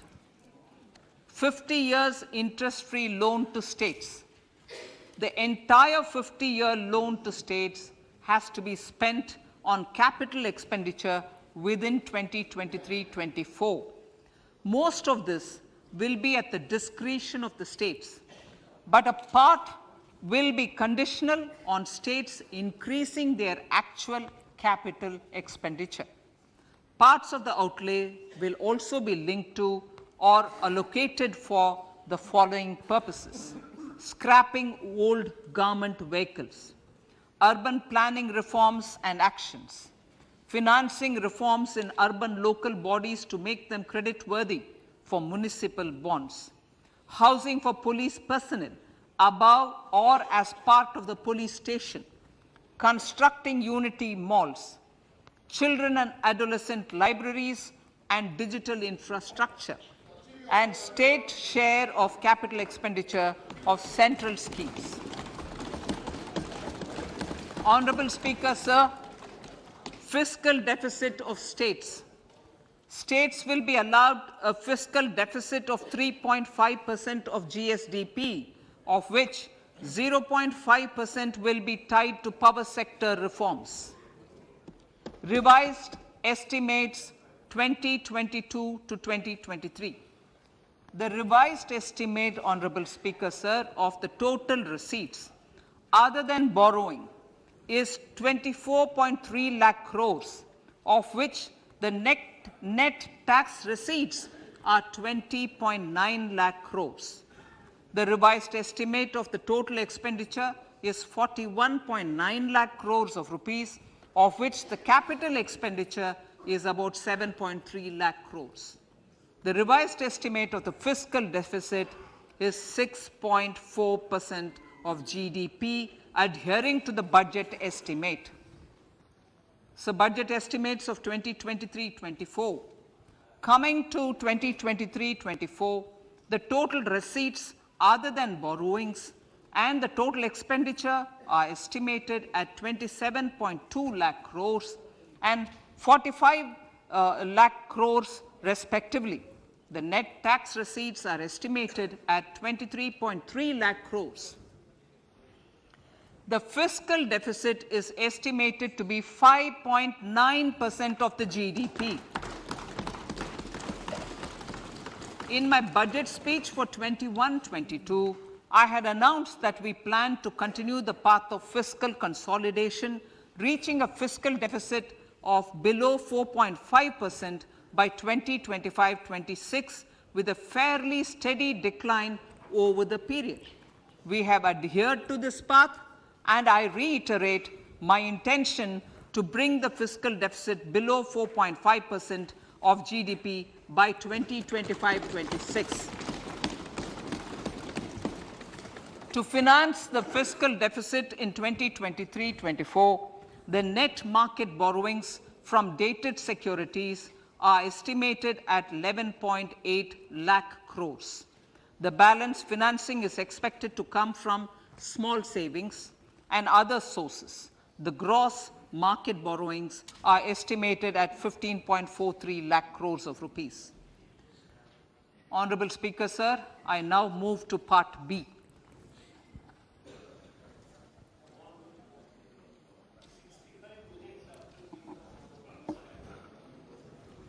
Indirect taxes. My indirect tax proposals will aim to promote exports, boost domestic manufacturing, enhance domestic value addition, encourage green energy and mobility. A simplified tax structure with fewer tax rates helps in reducing compliance burden and improving tax administration. I propose to reduce the number of basic customs duty rates on goods other than textiles and agriculture from 21 to 13. As a result, there are minor changes in the basic custom duties, cesses and surcharges on some items including toys, bicycle, automobiles and naphtha. Green mobility. To avoid cascading of taxes on blended compressed natural gas, I propose to exempt excise duty on GST paid compressed biogas contained in it. To further provide impetus to green mobility, customs duty exemptions is being extended to import of capital goods and machinery required for manufacture of lithium-ion cells for batteries used in electrical vehicles as well. Electronics. As a result of various initiatives of the government, including phased manufacturing program, mobile phone production in India has increased from 5.8 crore units valued at about 18,900 crore in 2014-15 to 31 crore units valued at 2,75,000 crore in the last financial year. To further deepen domestic value addition in manufacturing of mobile phones, I propose to provide relief to customs duty. I propose to provide relief in customs duty on import of certain parts and inputs like camera lens, and continue the concessional duty on lithium-ion cells for batteries for another year. Similarly, to promote value addition in manufacture of televisions, I propose to reduce the basic customs duty on parts of open cells of TV panels to 2.5%. Electrical, to rectify inversion of duty structure and encourage manufacturing of electric kitchen chimneys, the basic custom duty on electric kitchen chimney is being increased from 7.5% to 15%, and that on heat coils for these is proposed to be reduced from 20% to 15%. Chemicals and petrochemicals. Denatured ethyl alcohol is used in chemical industry. I propose to exempt basic customs duty on it. This will also support the ethanol blending program and facilitate an endeavor for energy transition. Basic customs duty is also being reduced on acid-grade fluorospar from 5% to 2.5% to make the domestic fluorochemicals industry competitive. Further, the basic customs duty on crude glycerine for use in manufacture of epichlorohydrin is proposed to be reduced from 7.5% to 2.5%.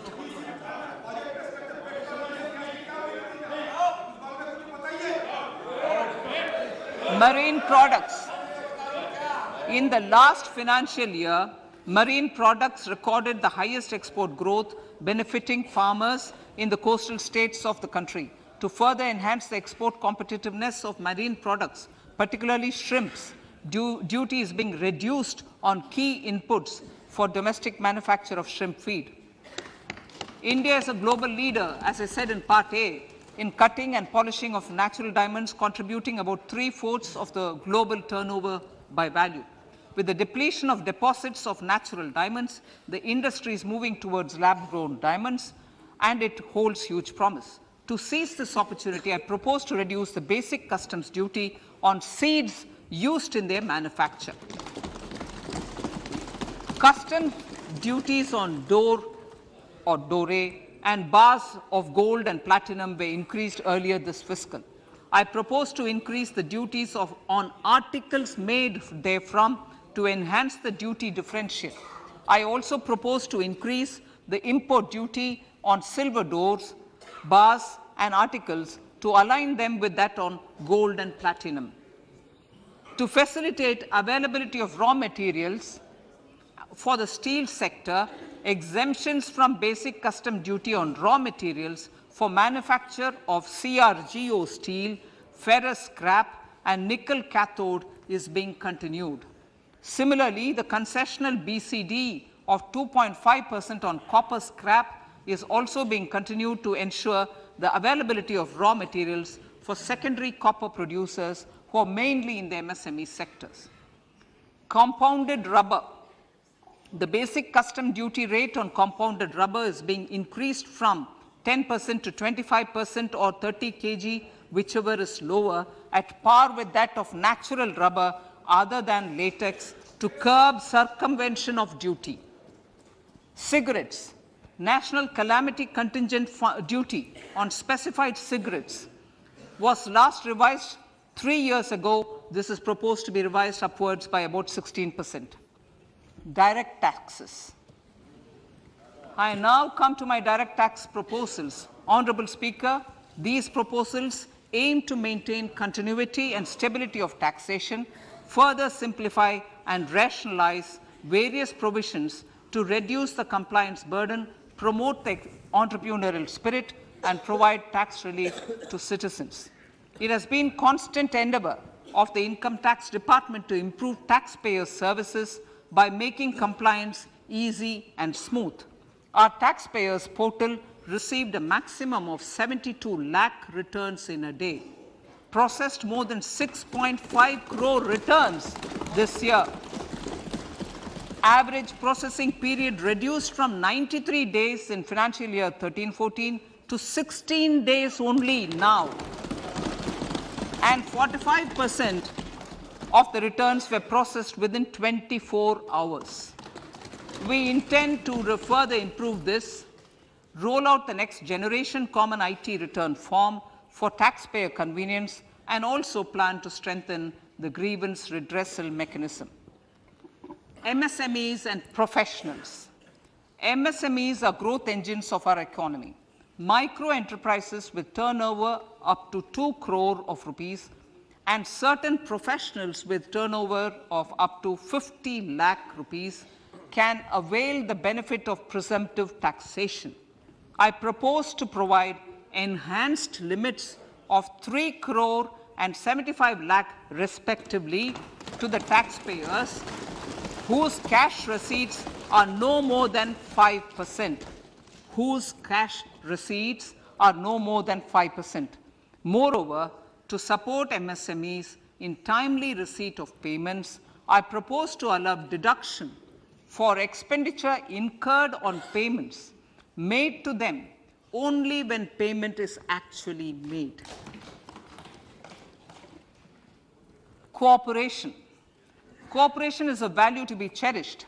In realizing our Prime Minister's goal for Sehkar Se Samriddhi and his resolve to connect the spirit of cooperation with the spirit of Amrit Kal, in addition to the measures proposed in Part A, I have a slew of proposals for the cooperation sector.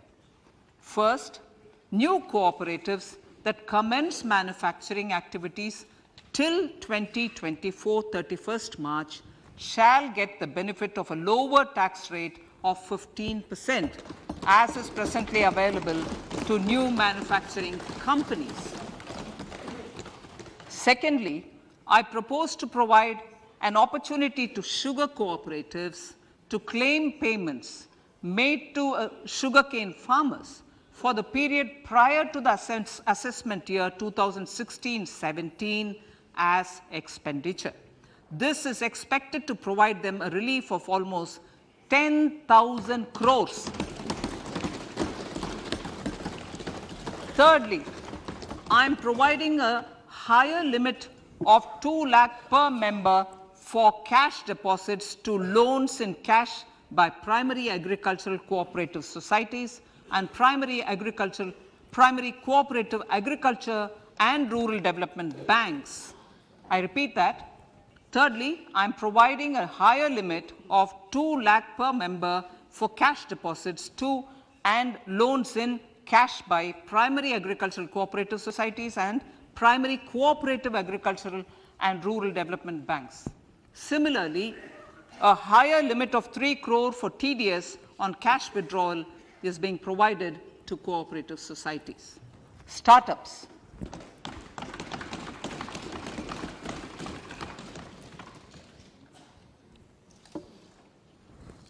Entrepreneurship is vital for a country's economic development. We have taken a number of measures for startups and they have borne results. India is now the third largest ecosystem for startups globally and ranks second in innovation quality among middle-income countries. I propose to extend the date of incorporation for income tax benefits to startups from 31/3/2023 to 31/3/2024. I further propose to provide the benefit of carry forward of losses on change of shareholding of startups from 7 years of incorporation to 10 years.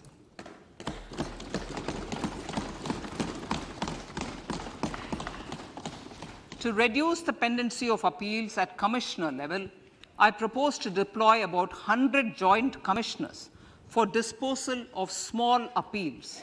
We shall also be more selective in taking up cases for scrutiny of returns already received this year. Better targeting of tax concessions. For better targeting of tax concessions and exemptions, I propose to cap deduction from capital gains on investment in residential house under Section 54 and Section 54F to 10 crores. Another proposal with similar intent is to limit income tax exemption from proceeds of insurance policies with very high value. Rationalization. Honorable Speaker, sir, there are a number of proposals relating to rationalization and simplification. Income of authorities, boards, and commissions set up by statutes of union or state for the purpose of housing, development of cities, towns, and villages, and regulating and developing an activity or matter is proposed to be exempted from income tax. Other major measures in this direction are removing the minimum threshold of 10,000 for TDS and clarifying taxability relating to online gaming, not treating conversion of gold into electronic gold receipts and vice versa as capital gains, reducing the TDS rate from 30% to 20% on taxable portion of EPF withdrawals in non-PAN cases, and taxation on income for market-linked debentures. Other major proposals in the finance bill relate to the following: extension of period of tax benefits to funds relocating to IFSC, GIFT City till 31/3/2025, decriminalization under Section 276A of the Income Tax Act, allowing carry forward of losses on strategic disinvestment, including that of IDBI Bank, and providing EEE status to Agnivir Fund. Personal income tax.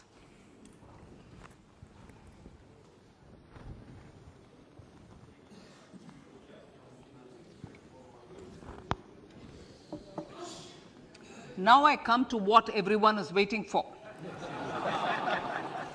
Personal income tax. I have 5 major announcements to make in this regard. These primarily benefit our hard-working middle class. The first one concerns rebate. Currently, those with income up to 5 lakh do not pay any income tax in both old and new regimes. I propose to increase the rebate limit to 7 lakhs in the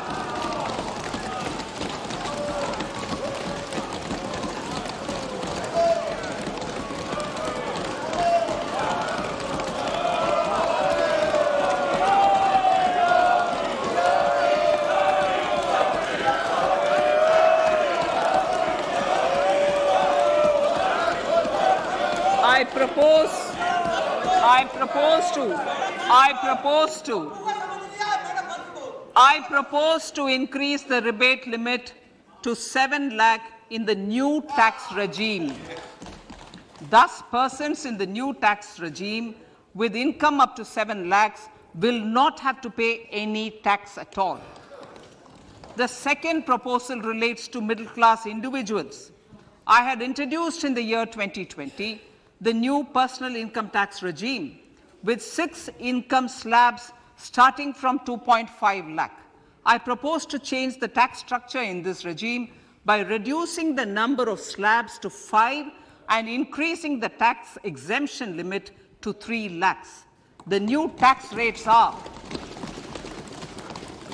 0 to 3 lakh, nil; 3 to 6 lakhs, 5%; 6 to 9 lakhs, 10%; 9 to 12 lakh, 15%; 12 to 15 lakhs, 20%; and above 15 lakhs, 30%.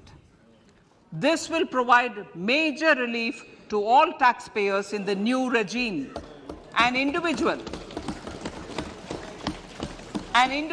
with an annual income of 9 lakhs will be required to pay only 45,000 rupees. This is only 5% of his or her income. It is a reduction of 25% on what he or she is required to pay now. That is 60,000. So in the place of 60,000, it is now only 45,000. Similarly, an individual with an income of 15 lakh rupees would be required to pay only 1.5 lakh or 10% of his income or her income, a reduction of 20% from the existing liability of 1,87,500 rupees. My third proposal is for the salaried class and the pensioners, including family pensioners, for whom I propose to extend the benefit of standard deduction to the new tax regime. Each salaried person with an income of 15.5 lakh rupees or more will thus stand to benefit by 52,500 rupees. My fourth announcement in personal income tax is regarding the highest tax rate, which in our country is 42.74%. This is among the highest in the world. I propose to reduce the highest surcharge. Rate from 37% to 25% in the new tax regime.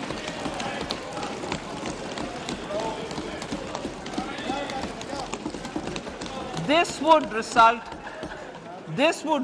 in reduction of the maximum rate. This would result in the reduction of the maximum tax rate to 39%. Lastly, the limit of 3 lakh rupees for tax exemption on leave encashment on retirement of non-government salaried employees was last fixed in the year 2002, when the highest basic pay in the government was only 30,000 rupees per month. In line with the increase in the government salaries, I am proposing to increase this limit to 25 lakh rupees.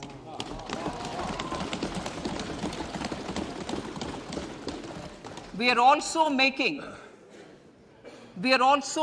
the new income tax regime as the default tax regime.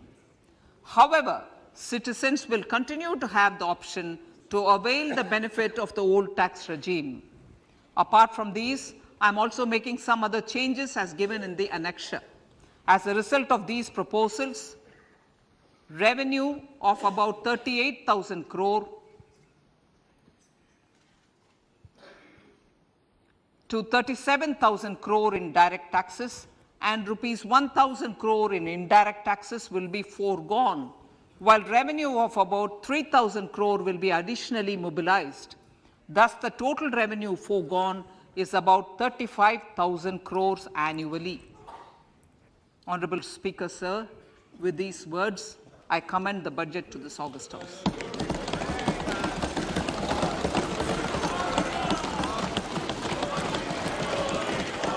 One hour, 25 minutes.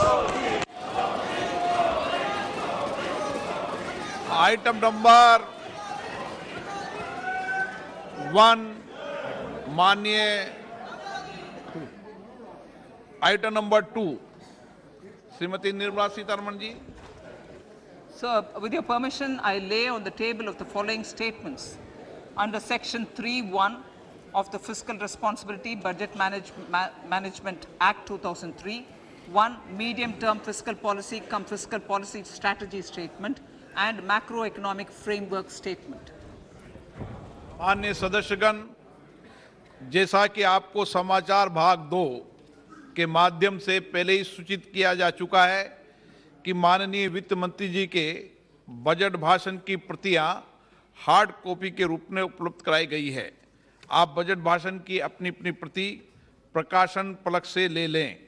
आपको ये भी सूचित किया जाता है कि माननीय मंत्री द्वारा बजट प्रस्तुत किए जाने के पश्चात उसकी प्रतियां आपको मेंबर्स पोर्टल के माध्यम से उपलब्ध करा दी जाएगी. आइटम नंबर 3 माननीय मंत्री जी, वित्त मंत्री जी.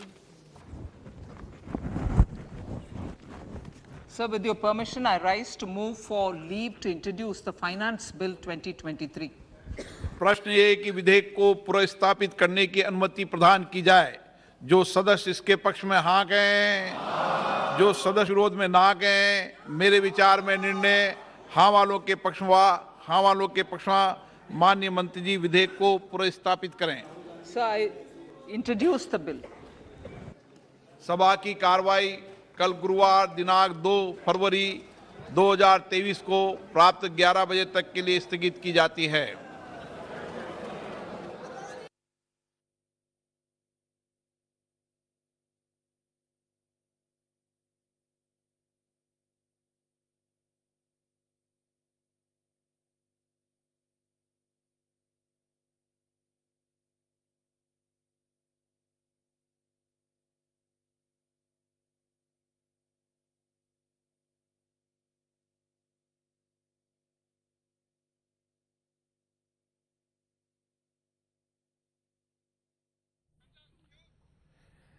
పార్లమెంట్లో భారత ఆర్థిక శాఖ మంత్రి నిర్మలా సీతారామన్ బడ్జెట్ ప్రవేశపెట్టడం ఇప్పటిదాకా చూసాం మనం.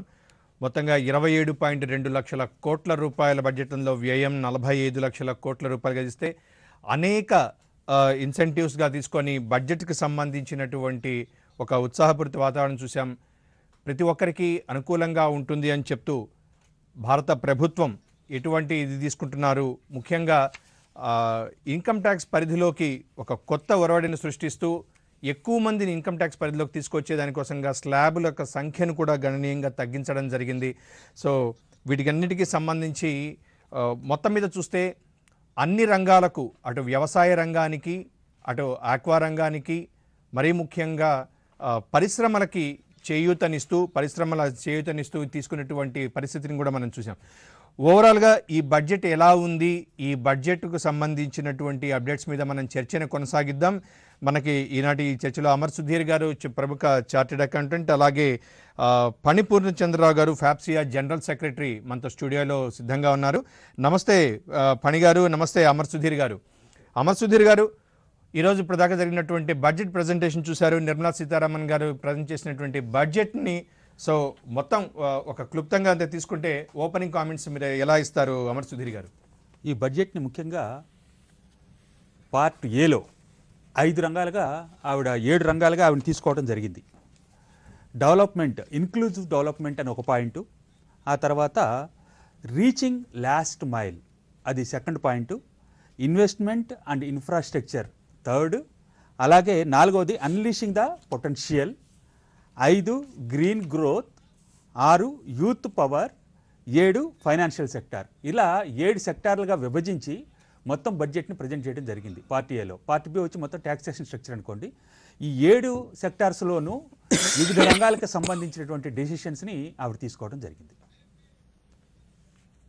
ఓకే, అంటే అమర్ సుధీర్ గారు, ఇప్పుడు మనకు ఉన్నటువంటి ఈ 7 రంగాలకు సంబంధించి ముఖ్యంగా అందరూ ఎంతో ఆసక్తిగా ఎదురు చూస్తున్నటువంటి అంశం ఇన్కమ్ ట్యాక్స్కి సంబంధించినటువంటిది. సో దాన్ని మనం ఎలా తీసుకోవచ్చు క్లుప్తంగా, అంటే ఇన్ డీటెయిల్స్ వెళ్దాం, వెళ్లే ముందుగా ఓపెన్ రిమార్క్స్ ఎలా చెప్పుకోవచ్చు? ఈ ఇన్కమ్ ట్యాక్స్కి సంబంధించి కొన్ని డెసిషన్స్ ఏంటంటే, స్లోగా ఓల్డ్ రెజ్యూమ్ని మేము తీసేస్తాము అని ఇండైరెక్ట్గా ఒక హింట్ ఇవ్వటం జరిగిందండి. ఓల్డ్ రెజ్యూమ్ అంటే ఇప్పుడు మనకు ఉన్నటువంటి 80C కానీ కొన్ని బెనిఫిట్స్ అండర్ సెక్షన్ 80 అక్కడి నుంచి 80P కొన్ని సెక్షన్స్ అన్నీ కూడా రిమూవ్ చేస్తాము. అయితే ఓల్డ్ యాక్ట్ ప్రకారం మేము అనౌన్స్ చేసిన కొన్ని ఎవరైతే వాడుకుంటున్నారో వాళ్ళకి ఓల్డ్ రెజ్యూమ్ని కంటిన్యూ చేస్తాము, కానీ మేము ఇక్కడి నుంచి ఇచ్చే అప్డేషన్స్ కానీ మోడిఫికేషన్స్ కానీ అన్నీ కూడా న్యూ రెజ్యూమ్లోనే ఇస్తాము అనేటువంటి ఒక సందేశాన్ని మనకి ఆవిడ ఇవ్వటం జరిగింది. ఈ న్యూ రెజ్యూమ్కి సంబంధించినటువంటి రిబేట్ అంటే ఇప్పుడు వరకు ఏంటంటే 5 లక్షల ₹1 ఇన్కమ్ వస్తే 2,50,000 నుంచి ట్యాక్స్ పడేది. 4,99,999 7 lakhs అనేది ఓల్డ్ రెజ్యూమ్ లో కూడా ఇంప్లిమెంట్ చేస్తామని చెప్పినట్టున్నారు కదా? లేదండి, న్యూ రెజ్యూమ్ అని చాలా స్పెసిఫిక్గా చెప్పడం జరిగింది స్పీచ్లో. అయితే ఈ 5 లక్షల లిమిట్ని 7 లక్షలు చేశారు. అంటే ఇప్పుడు 7 లక్షల వరకు ట్యాక్స్ పడదు. 7,01,000 అయితే 3 లక్షల నుంచి ట్యాక్స్ పడుతుందండి. ఓకే, 3 లక్షల నుంచి ట్యాక్స్ కట్టాల్సి వస్తుంది. అంటే ట్యాక్స్ స్లాబ్ని ఇంతకుముందు 2.5 మినిమం బేసిక్ ఎగ్జామ్షన్ లిమిట్ ఉంటే దాన్ని న్యూ ట్యాక్స్ రెజ్యూమ్ చాలా స్పెసిఫిక్గా చెప్పారండి. న్యూ ట్యాక్స్ రెజ్యూమ్లో 3 lakhs వరకు నిల్లు, 3 lakh to 6 lakhs అంటే 5 lakhs లిమిట్ ఇంతకుముందు 5 ఉండేదండి, అది 5ని 6 చేశారు. 3 lakhs to 6 lakhs 5%, 6 to 9 lakhs 10%, 9 to 12 lakhs 15%, 12 to 15 20%, 15 above 30%. ఇంతకుముందు ఏంటంటే 5, 7.5, 10, 12.5, 15, 17.5 ఇలా స్లాబ్స్ ఉన్నాయి. స్లాబ్స్ని కూడా తగ్గించి మొత్తానికి 7 వర్గాలుగా దాన్ని విభజించడం జరిగిందండి. రైట్. సార్ పూర్ణచంద్రరావు గారు, మీరు ఫ్యాప్సియా జనరల్ సెక్రటరీగా ఉన్నారు. సో ఈ బడ్జెట్ అనేది మీడియం స్కేల్ కానీ లేకుంటే ఈ సూక్ష్మ పరిశ్రమలకు కానీ ఎలాంటి ఊతాన్ని ఇస్తుందని మీరు భావిస్తున్నారు? ఈ బడ్జెట్ మీద మీ అభిప్రాయం ఏంటి? Thank you Chandra garu for inviting us. And definitely ఈసారి కొంచెం మంచి sops finance minister garu MSMEs గురించి ప్రవేశపెట్టారు. అండ్ అమత్ సుధీర్ గారు చెప్పినట్టు ఏంటంటే phases wise transmission towards the Indian economy అనే దాని మీద కూడా టార్గెట్ చేశారు మేడము. మీరు గ్రీన్ ఇండియా కాన్సెప్ట్ మీద మేడం చాలా స్ట్రెస్ ఇస్తున్నారు అనేది మాకు అర్థమైంది. There are so many factors they wanted to continue. And like lithium batteries మీద కానీ, ఈవీస్, ఎక్సైజ్ డ్యూటీస్ ఎగ్జామ్షన్స్ కానీ, అలాగే బేసిక్ ఐటమ్స్ మీద, స్టీల్, కాపర్ మెటల్స్ మీద కంటిన్యూయేషన్ ఆఫ్ ఎగ్జామ్షన్స్ కంటిన్యూ చేయడం కానీ, 35,000 crores allotted to the priority capital for energy transition. This is aiming for the transition, నిజమైన transition. ఇండియాని డెవలప్ చేయాలి, ఎదురు తీసుకెళ్ళాలి అనే ఒక వ్యూహంతో మీకు 50 years కూడా బడ్జెట్ మేము స్టేట్ గవర్నమెంట్కి ఇస్తాము at their discretion to raise the capital expenditure అని. అలాగే ఇండస్ట్రీస్లో స్కిల్ డెవలప్మెంట్ని చాలా డెవలప్ చేయాలని. అంటే ఈ మార్పులు కూడా మేము ఎప్పటి నుంచో కోరుకుంటున్నాం. అది ఇన్ రియాలిటీ మేము రావాలని, అది గవర్నమెంట్కి రీచ్ అయిందని ఇప్పుడు మాకు అర్థమవుతోంది. డెఫినెట్గా ఏమవుతుందంటే skill development centres MSME DA ద్వారా 30 skill development centres all over India పెట్టాలని అవుతోంది. Sector specific skill development centres, అలాగే సిజిటిఎంఎస్సి ఇన్ఫ్యూజన్ 9,000 crores బ్యాంకర్స్కి ప్రొవిజన్ ఇస్తున్నారు. ఇది డెఫినెట్గా ఏమవుతుందంటే ఈ స్కీమ్లో కొలెటరల్ సెక్యూరిటీ లేకుండా రియల్ ఐడియాని డెవలప్ చేస్తూ ఎదరికి తీసుకురావడానికి ఇవన్నీ ఉపయోగపడతాయి. ఇది కాకుండా స్టార్టప్స్ మీద already we are 3rd largest ecosystem globally. దాన్ని కంటిన్యూయేషన్ చేస్తూ 1 more year ఐటీ ఎగ్జామ్షన్ ఇచ్చారు. అట్లానే ఇన్కార్పొరేషన్లో name change or management change కూడా దానికి కూడా ప్రొవిజన్స్ ఇస్తూ 7 to 10 years గ్యాప్ని పెంచుతూ కూడా ఇది చేశారు. These are all in long term definitely beneficial అండి. There are lot to come. Definitely industry వైపు నుంచి ఏంటంటే ఇంకా కొన్ని అడ్రస్ ఉన్నాయి. అండ్ ద కంప్లీట్ బడ్జెట్ వచ్చినప్పుడు సార్ మరిన్ని వివరాలకు వెళ్ళే ముందుగా మనకి వైజాగ్ ఐఐఎం నుంచి ప్రొఫెసర్ కళ్యాణ్ మనకి లైవ్లో సిద్ధంగా ఉన్నారు. కళ్యాణ్ గారు నమస్తే అండి. ఇప్పుడు బడ్జెట్ ని చూశారు. బడ్జెట్ లో సప్తర్షి రీతిలో, అంటే మనకి సప్త ఋషులు అని చెప్పుకుంటాం, అదేవిధంగా 7 అంశాలను ప్రాధాన్యతగా తీసుకొని నిర్మలా సీతారామన్ గారు ప్రవేశపెట్టినటువంటి బడ్జెట్ ని పై మీ కామెంట్స్ ఏంటి ప్రొఫెసర్ కళ్యాణ్ గారు? ముఖ్యంగా బడ్జెట్ యొక్క టోటల్ సైజ్ చూసుకుంటేనండి, క్రితం ఏడు మీద 16% ఎక్కువ ఎక్స్పెండిచర్ చేయబోతున్నారు. అలాగే రిసీట్స్ కూడా దానిలో కమెన్సరేట్గా వాళ్ళకి పెరుగుతున్నాయి అన్నట్టుగా చూపిస్తున్నారు. మెయిన్గా ఇన్ఫ్రాస్ట్రక్చర్ మీద పుష్ ఏదైతే ఉందో, both physical and digital infrastructure, అది కంటిన్యూ అవుతూనే ఉంది. మీరు చూసినట్టుగా అయితే ఇప్పుడు పబ్లిక్ డిజిటల్ గూడ్స్ మీద చాలా ఎంఫసిస్ పెట్టున్నారు. అది ఇండివిజువల్స్కే కానివ్వండి, ఎంఎస్ఎంఈస్కే కానివ్వండి, అది పోర్టల్స్ డెవలప్మెంట్లోనే కానివ్వండి, పబ్లిక్ డిజిటల్ గూడ్స్ పుష్ వెళ్తుంది. అలాగే ఫిజికల్ క్యాపిటల్ ఇన్ఫ్రాస్ట్రక్చర్ దగ్గరకు వచ్చేసరికి ఇంచుమించు 66% ఇంక్రీజ్ టు క్యాపిటల్ ఎక్స్పెండిచర్ అనేసి అట్లీస్ట్ క్యాపిటల్ ఎక్స్పెండిచర్ రఫ్గా ఎస్టిమేట్ వేయచ్చు. ఆవాస్ యోజన ఏదైతే కన్స్ట్రక్షన్ ప్రధాన మంత్రి ఆవాస్ యోజన ఉందో దానికి కూడా 66% రైజ్ వచ్చిన్నది. దీని ద్వారా వాళ్ళు క్యాజువల్ లేబర్కి ఎంప్లాయ్మెంటే కానివ్వండి, ఇవన్నీ కూడా చేయాలని చూస్తున్నట్టుగా అనిపిస్తుంది. అట్లాగే పర్సనల్ ట్యాక్స్ రెజీమ్ దగ్గరకు వచ్చినట్టుగా ఇందాక చెప్పినట్టుగా కొంచెం న్యూ ట్యాక్స్ రెజీమ్ వైపు, అంటే నో ఎగ్జంప్షన్స్ రెజీమ్ వైపుకి ఇన్సెంటివైజ్ చేస్తున్నట్టుగా అన్ని బెనిఫిట్స్ న్యూ ట్యాక్స్ రెజీమ్కి ఇచ్చినారు, కానీ ఓల్డ్ ట్యాక్స్ స్లాబ్స్ ఏమీ మార్చినట్టుగా లేరు. అట్లాగే centres for excellence in AI, అది ఒక చాలా ఇంపార్టెంట్ అనౌన్స్మెంట్ కింద పరిగణించాలి. ఇవి కొన్ని నోటబుల్ అంశాలుగా నేను చెప్తాను. అట్లాగే గ్రీన్ ఎకానమీ వైపు చాలా ఎంఫసిస్ ఇస్తూ బయోగ్యాస్ 275 కంప్రెస్డ్ బయోగ్యాస్ ప్లాంట్స్ కానివ్వండి, అట్లాగే కోస్టల్ మ్యాన్గ్రోవ్స్ని ప్లాంటేషన్స్, తద్వారా ట్రాన్స్లేషనబుల్ ఇన్కమ్ జనరేటింగ్ యాక్టివిటీ కింద చేయడము, ఇవంతా కూడా కొన్ని నోటబుల్ అంశాలు చాలా మంచి దిశగా వెళ్తున్నట్టుగానే కనిపిస్తుంది. రైట్. అమర్ సుధీర్ గారు, నిర్మలా సీతారామన్ గారు వరుసగా 5వ బడ్జెట్ని ప్రవేశపెట్టి ఒక రికార్డ్ సృష్టించని చెప్పేసి గతంలో ఉన్నటువంటి ఫైనాన్స్ మినిస్టర్లతో పాటుగా తను ఆరోగ్య ఫైనాన్స్ మినిస్టర్గా ఒక రికార్డ్ సృష్టించారు. కానీ గతంతో పోలిస్తే అంటే ఈరోజు అమృతకాల్ మహోత్సవ సందర్భంగా ఇప్పుడు ప్రవేశపెట్టినటువంటి బడ్జెట్కి గత బడ్జెట్లోనే బీజాలు పడ్డాయి. గత బడ్జెట్లో ఉన్నటువంటి వాటిని అంటే కోవిడ్ పరిస్థితుల్లో మనం కొన్ని ఇబ్బందులను ఎదుర్కొన్నా కూడా ఒక ఇంక్లూజివ్ గ్రోత్ దిశగా ఈ బడ్జెట్ సాధిస్తుంది అనే ఒక ఆశాభావాన్ని వ్యక్తం చేశారు. మీరేమంటారు అమర్ సుధీర్ గారు? ఈ బడ్జెట్ పాత బడ్జెట్స్తో లింక్ అయ్యే ముందుకు సాగుతుంది అని అనుకోవాల్సిందేనండి. ఎందుకంటే ఇంతకుముందు కూడా infrastructural developments, port developments, highways developments, business infrastructures, special IT zones, వీటన్నిటి మీద కాన్సన్ట్రేట్ చేయడం జరిగింది లాస్ట్ బడ్జెట్లో కూడా.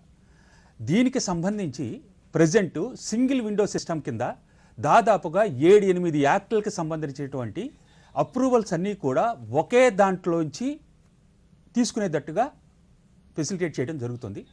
దానికి సంబంధించి వేరే యాక్ట్స్ను కూడా అమెండ్ చేయడం జరుగుతుంది. అది కూడా ప్రపోజ్ చేశారు ఆల్రెడీ బడ్జెట్లో. అలాగే ఏదైనా ఫామ్స్ సబ్మిషన్ కూడా సంబంధించి వీళ్ళు అందరూ కూడా ఒక పోర్టల్లో కనుక మీరు ఫామ్ సబ్మిట్ చేస్తే అది 7-8 డిపార్ట్మెంట్స్ వాళ్ళు ఇక్కడి నుంచి డిస్ట్రిబ్యూట్ చేసుకుంటారు. సో కంప్లైన్సెస్ బాగా తగ్గిస్తున్నారండి. 39,000 కంప్లైన్సెస్ కంపెనీస్కి, వేరియస్ కంపెనీస్కి సంబంధించినటువంటి కంప్లైన్సెస్ని మేము భారీగా రెడ్యూస్ చేస్తున్నాము, అది సింగిల్ విండోకి తీసుకొస్తున్నాము అని ప్రభుత్వం చెప్పడం జరిగింది. అలాగే ఇండివిజువల్ పర్సన్స్కి సంబంధించి single noting point, single identity, single address amendment అనే కాన్సెప్ట్ తీసుకొచ్చారండి. ఇంతకుముందు మనం ఇన్కమ్ ట్యాక్స్లోకి వెళ్ళి ఒకసారి అడ్రస్ అమెండ్ చేసుకోవాలి, ఆధార్ కార్డుకి వెళ్ళి ఒకదాంటే అడ్రస్ అమెండ్ చేసుకోవాలి, బ్యాంకులకి వెళ్ళి అడ్రస్, ఇవన్నీ తీసేసి single place your address will be changed. ఆ ప్లేస్లో మారితే ఆటోమేటిక్గా అన్ని డిపార్ట్మెంట్స్ కూడా బ్యాంక్స్తో సహా వాళ్ళు అడాప్ట్ చేసుకోవాలనేది ఈ బడ్జెట్లో నిర్మలా సీతారామన్ గారు ఇచ్చినటువంటి అతి గొప్ప ప్రపోజల్. అంటే ప్రజలు ఈ గవర్నమెంట్ డిపార్ట్మెంట్స్ చుట్టూ కానీ బ్యాంకుల చుట్టూ కానీ 100 సార్లు తిరగాల్సిన అవసరం ఉండదు అనేది క్లియర్గా చెప్పడం జరిగింది.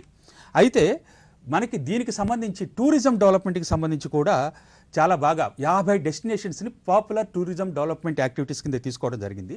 ఇక్కడ టూరిస్టులకి సంబంధించి physical security, virtual security, tourist guide, tourist security and tourist food, ఇది కూడా చాలా ఇంపార్టెంట్ పాయింట్ అండి. టూరిస్ట్ ఫుడ్, వాళ్ళకి కావాల్సినటువంటి ఫుడ్ సప్లై, ఇవన్నీ కూడా ఫెమిలరైజ్ చేసి ఇంటర్నేషనల్గా మన కంట్రీకి సంబంధించినటువంటి టూరిస్ట్ ప్లేస్ని ఇందులో కూడా 50 సెలెక్ట్ చేసింది ప్రైమ్ ఐఫేసి ఇనిషియల్ అండి. వీటిని ఫ్యూచర్లో కూడా ఇంకా పెంచడం జరుగుతుంది. అలాగే ఇంకా చాలా ఇష్యూస్ ఏంటంటే banking regulation act, banking companies act, RBI act, ఇవన్నీ కూడా అమెండ్ చేస్తున్నారండి. అమెండ్ చేస్తూ దీంతో బిజినెస్ పీపుల్కి సంబంధించి additional collateral security with free గ్యారంటీని ప్రొవైడ్ చేయడానికి, అది కూడా ఆల్మోస్ట్ 2 crores వరకు ఇచ్చేటువంటి గ్యారంటీస్కి కొలెటరల్ సెక్యూరిటీ లేకుండా దానికి ఫెసిలిటేట్ చేస్తున్నాము, దానికి కావాల్సిన ఫండ్ కూడా మేము సమకూరుస్తాము అని నిర్మలా సీతారామన్ గారు చెప్పడం జరిగింది. రైట్. పనిపురం చంద్ర గారు, ఈరోజు మనకి ఒకటి ఇన్ఫ్రాస్ట్రక్చర్ పెట్టుబడి, దీనికి సంబంధించి ఆర్థిక రంగానికి 2023-24లో ప్రాధాన్యతని ఇస్తున్నామని చెప్పారు. అదేవిధంగా వ్యవసాయ స్టార్టప్లకు కూడా అగ్రికల్చరల్ యాక్సిలరేటర్ ఫండ్ ఏర్పాటు చేస్తున్నట్టుగా పేర్కొన్నారు. సో అంటే దీన్ని రెండింటినీ లింకప్ చేసుకుంటే కొత్త స్టార్టప్లు అటు వ్యవసాయ రంగానికి లేకుంటే ఉత్పాదక రంగానికి ఎటువంటి ప్రోత్సాహకాలు వచ్చే అవకాశం ఉందని మీరు భావిస్తున్నారు? ఇది డెఫినెట్లీ ఈ రంగాలు చాలా ఇంపార్టెంట్ అండి. వ్యవసాయ రంగంలో ఏంటంటే మీకు గ్రీన్ రెవల్యూషన్ అనేది మీరు అర్థం చేసుకుంటే, మనం ఇన్ బిట్వీన్ 70s-లోను 60s-లోను చాలా ఇబ్బంది పడిన తర్వాత ఇప్పుడు మనం ఏంటంటే మన దగ్గరకు ఉన్న దానికన్నా ఎక్కువ ప్రొడక్షన్ చేస్తున్నాం. But still if you compare with other కంట్రీస్తో ప్రొడక్షన్ కంపేర్ చేసుకుంటే దీన్ని ఇంకా డబుల్ చేయొచ్చు. సో ఈ వ్యవసాయ ఆధారిత పనిముట్లు తయారు చేయటంలో డెవలప్మెంట్ కానీ, అంటే మెకనైజ్ చేయటం కానీ, మనదేంటంటే అన్ని రా ప్రొడక్ట్సే మనము సేల్ చేస్తూ ఉంటాము. దీన్ని ఫినిష్డ్ ప్రొడక్ట్లోనే ఒక వ్యవసాయ ప్రొడక్ట్ని we can convert into 30-40 agricultural products. అంటే ఆ విధంగా తయారు చేసి ప్యాకేజ్డ్ ఫుడ్ని డెవలప్ చేయటం కానీ, ఇవన్నీ కూడా రాబోయే రోజుల్లో చాలా విప్లవం రాబోతోందండి. ఇది ఎందుకనంటే లాంగ్ రన్గా డిఆర్డిఓ మైసూర్ వాళ్ళు ఉన్నారు, వాళ్ళు 6 months వరకు ప్యాకేజ్డ్ ఫుడ్ తయారు చేసేట్టు తయారవుతున్నాయి. ఇవన్నీ కూడా చాలా మనకి ఫ్యూచర్లో ఎప్పుడైతే self sustainability on food products అవుతుందో అది మనకి మిగతా కంట్రీస్ మీద మన కంట్రోల్ కూడా ఉంటుంది. మీకు చూస్తే పాకిస్తాన్కి కూడా, Pakistan is suffering now because of the shortage of foods. ఇవన్నీ కూడా ఇన్ లాంగ్ రన్ కంట్రీకి డెఫినెట్ కావాలి. ఇవన్నీ దృష్టిలో పెట్టుకుని మన ఫైనాన్స్ మినిస్టర్ నిర్మలా సీతారామన్ గారు ముందు తీసుకెళ్లాలని, అలాగే ఇన్ఫ్రాస్ట్రక్చర్ డెవలప్మెంట్ లేకుండా ముందుకు ఏదీ సాగదండి. అది with green energy, green convergence చేసుకుంటూ ఎదరికి తీసుకెళ్లాలనేసి, ఇది ఇప్పుడే కాదు లాస్ట్ బడ్జెట్ నుంచి బీజాలు పడ్డాయి సార్ చెప్పినట్టు. ఇది ఇంకా ముందుకు తీసుకెళ్లే ఉద్దేశంతో సఫిషియంట్ ఫండ్ని క్రియేట్ చేస్తున్నారు. డెఫినెట్గా ఈ రెండు కూడా మనకి గ్రోత్, ఇవన్నీ కూడా ఎంఎస్ఎంఈస్తో రిలేటెడే సార్. ఈ ఎంఎస్ఎంఈస్ నుంచి ఈ ఫండ్ డెవలప్మెంట్ జరుగుతుంది, రొటేషన్ జరుగుతుంది, దీనివలన ఫ్యూచర్లో చాలా గ్రోత్ వస్తుంది. కళ్యాణ్ గారిని టచ్ చేద్దాం. కళ్యాణ్ గారు, ఈ మళ్ళీ మనకి రాష్ట్రాలకు వడ్డీ లేని రుణాలు మరో ఏడాది పాటు పొడిగిస్తున్నామన్నారు. 13.7 లక్షల కోట్ల రూపాయలని ఇందుకోసం కేటాయిస్తున్నట్టుగా కూడా ఫినాన్స్ మినిస్టర్ మనకి ప్రకటించడం చూసాం. అంటే ఓవరాల్గా తీసుకుంటే ఈ శ్రీ అన్న పథకం కావచ్చు, లేకపోతే మత్స్యరంగానికి ప్రోత్సాహకాలు కావచ్చు, ఇటు రాష్ట్రాలకి ఇచ్చేటటువంటి ఎయిడెడ్ని పెంచడం, మళ్ళీ కొనసాగించడం కావచ్చు, వీటిని చూస్తుంటే ఒక ఇంక్లూజివ్ గ్రోత్ మోడల్ని ఏ రకంగా తీసుకోవచ్చు? అంటే సెంటర్ అండ్ స్టేట్ మధ్య ఉన్నటువంటి ఈ రిలేషన్ అనేది ఏ విధంగా ఉండబోతుందని మీరు భావిస్తున్నారు? అదేనండి, ఇప్పుడు మీరు నీతి ఆయోగ్ వారి థీమ్స్ని చూసినా, అట్లాగే ప్రజెంట్ గవర్నమెంట్ యూనియన్ గవర్నమెంట్ వాళ్ళ థీమ్స్ని చూసినా కోఆపరేటివ్ ఫెడరలిజం అని మనకు ఆ థీమ్స్ వినిపిస్తూ ఉంటాయి.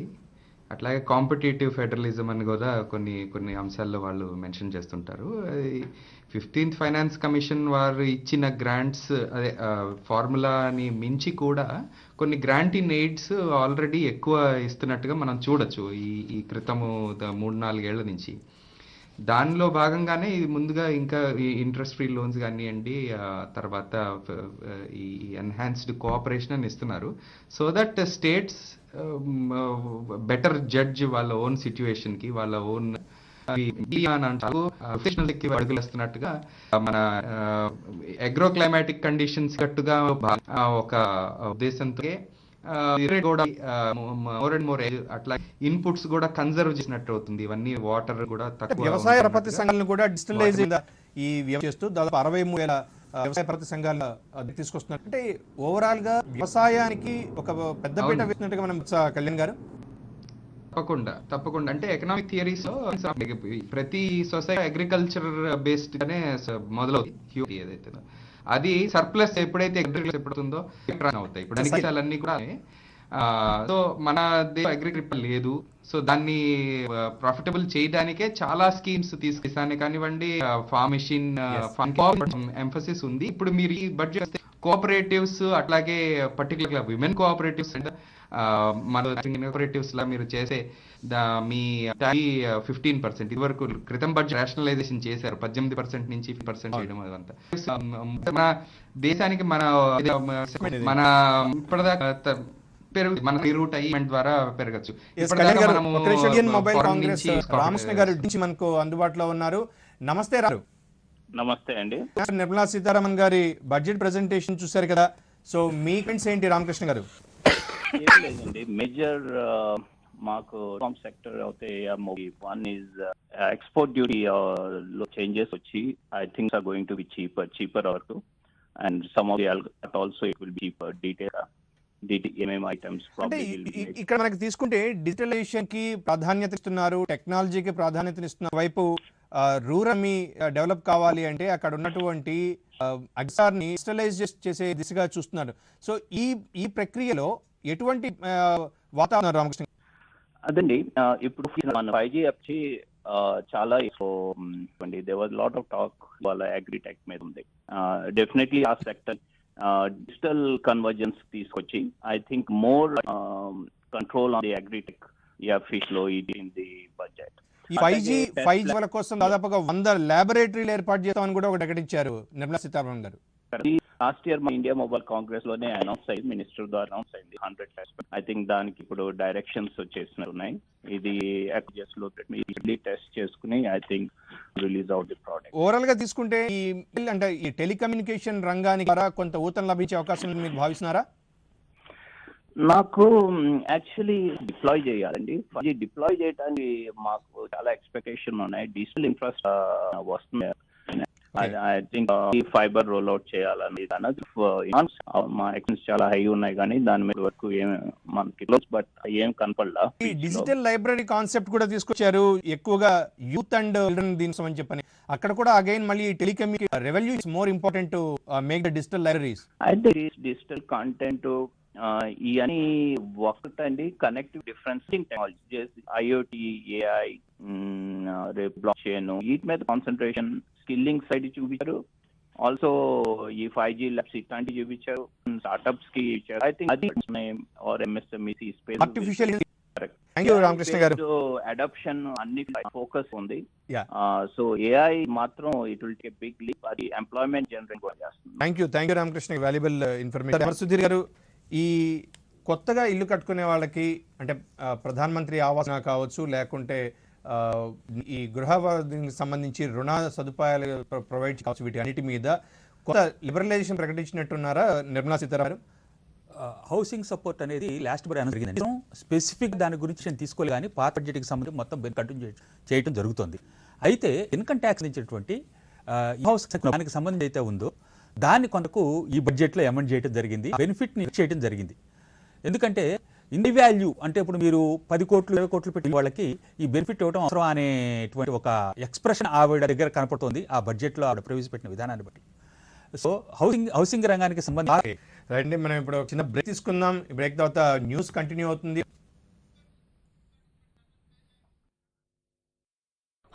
మహాభాగ్యం. ఈ మధ్యకాలంలో మనలో చాలా మందికి ఆరోగ్యం అందని ద్రాక్షల ఊరిస్తూ ఉంది. మన శరీరం ఒక యంత్రంటిది, ఎందుకు ఎలా పనిచేయకపోతే మన శరీరం కూడా ఆ శైలిలో ఉరుకుల పరుగుల మనం ఎటు పరిస్థితుల్లో లేము. ఇప్పుడు చాలా తయారు చేసుకుని ఉండటం లేదు. ఆహారం లభ్యమైన పిల్లలు యువత విషయానికి వస్తే అమ్మ చేత కారణంగా జీవనశైలి వ్యాధులు, షుగర్, ఒబెసిటీ వంటివి మన శరీరంలో తిష్టవేస్తున్నాయి.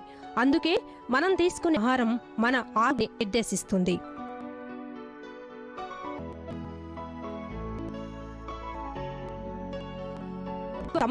ఒకే ఆహారం నుండి పొందలేం. ఈ ఆహారం మనకి పోషకాలని ఇచ్చి వ్యాధుల్ని దూరం పెడుతుందో దలు సూక్ష్మ పోషకాలు అని ఉంటాయి. స్థూల పోషకాలలో మొదటి కార్బోహైడ్రేట్స్, ఇవి ప్రశక్తినిస్తాయి. మనం తీసుకునే 50 నుండి 60% వరకు ఉంటాయి. ఉదాహరణ గోధుమ, రాగు. అయితే వీటిని తీసుకునేంత వరకు అంటే తీసుకోవటం చాలా మంచిది.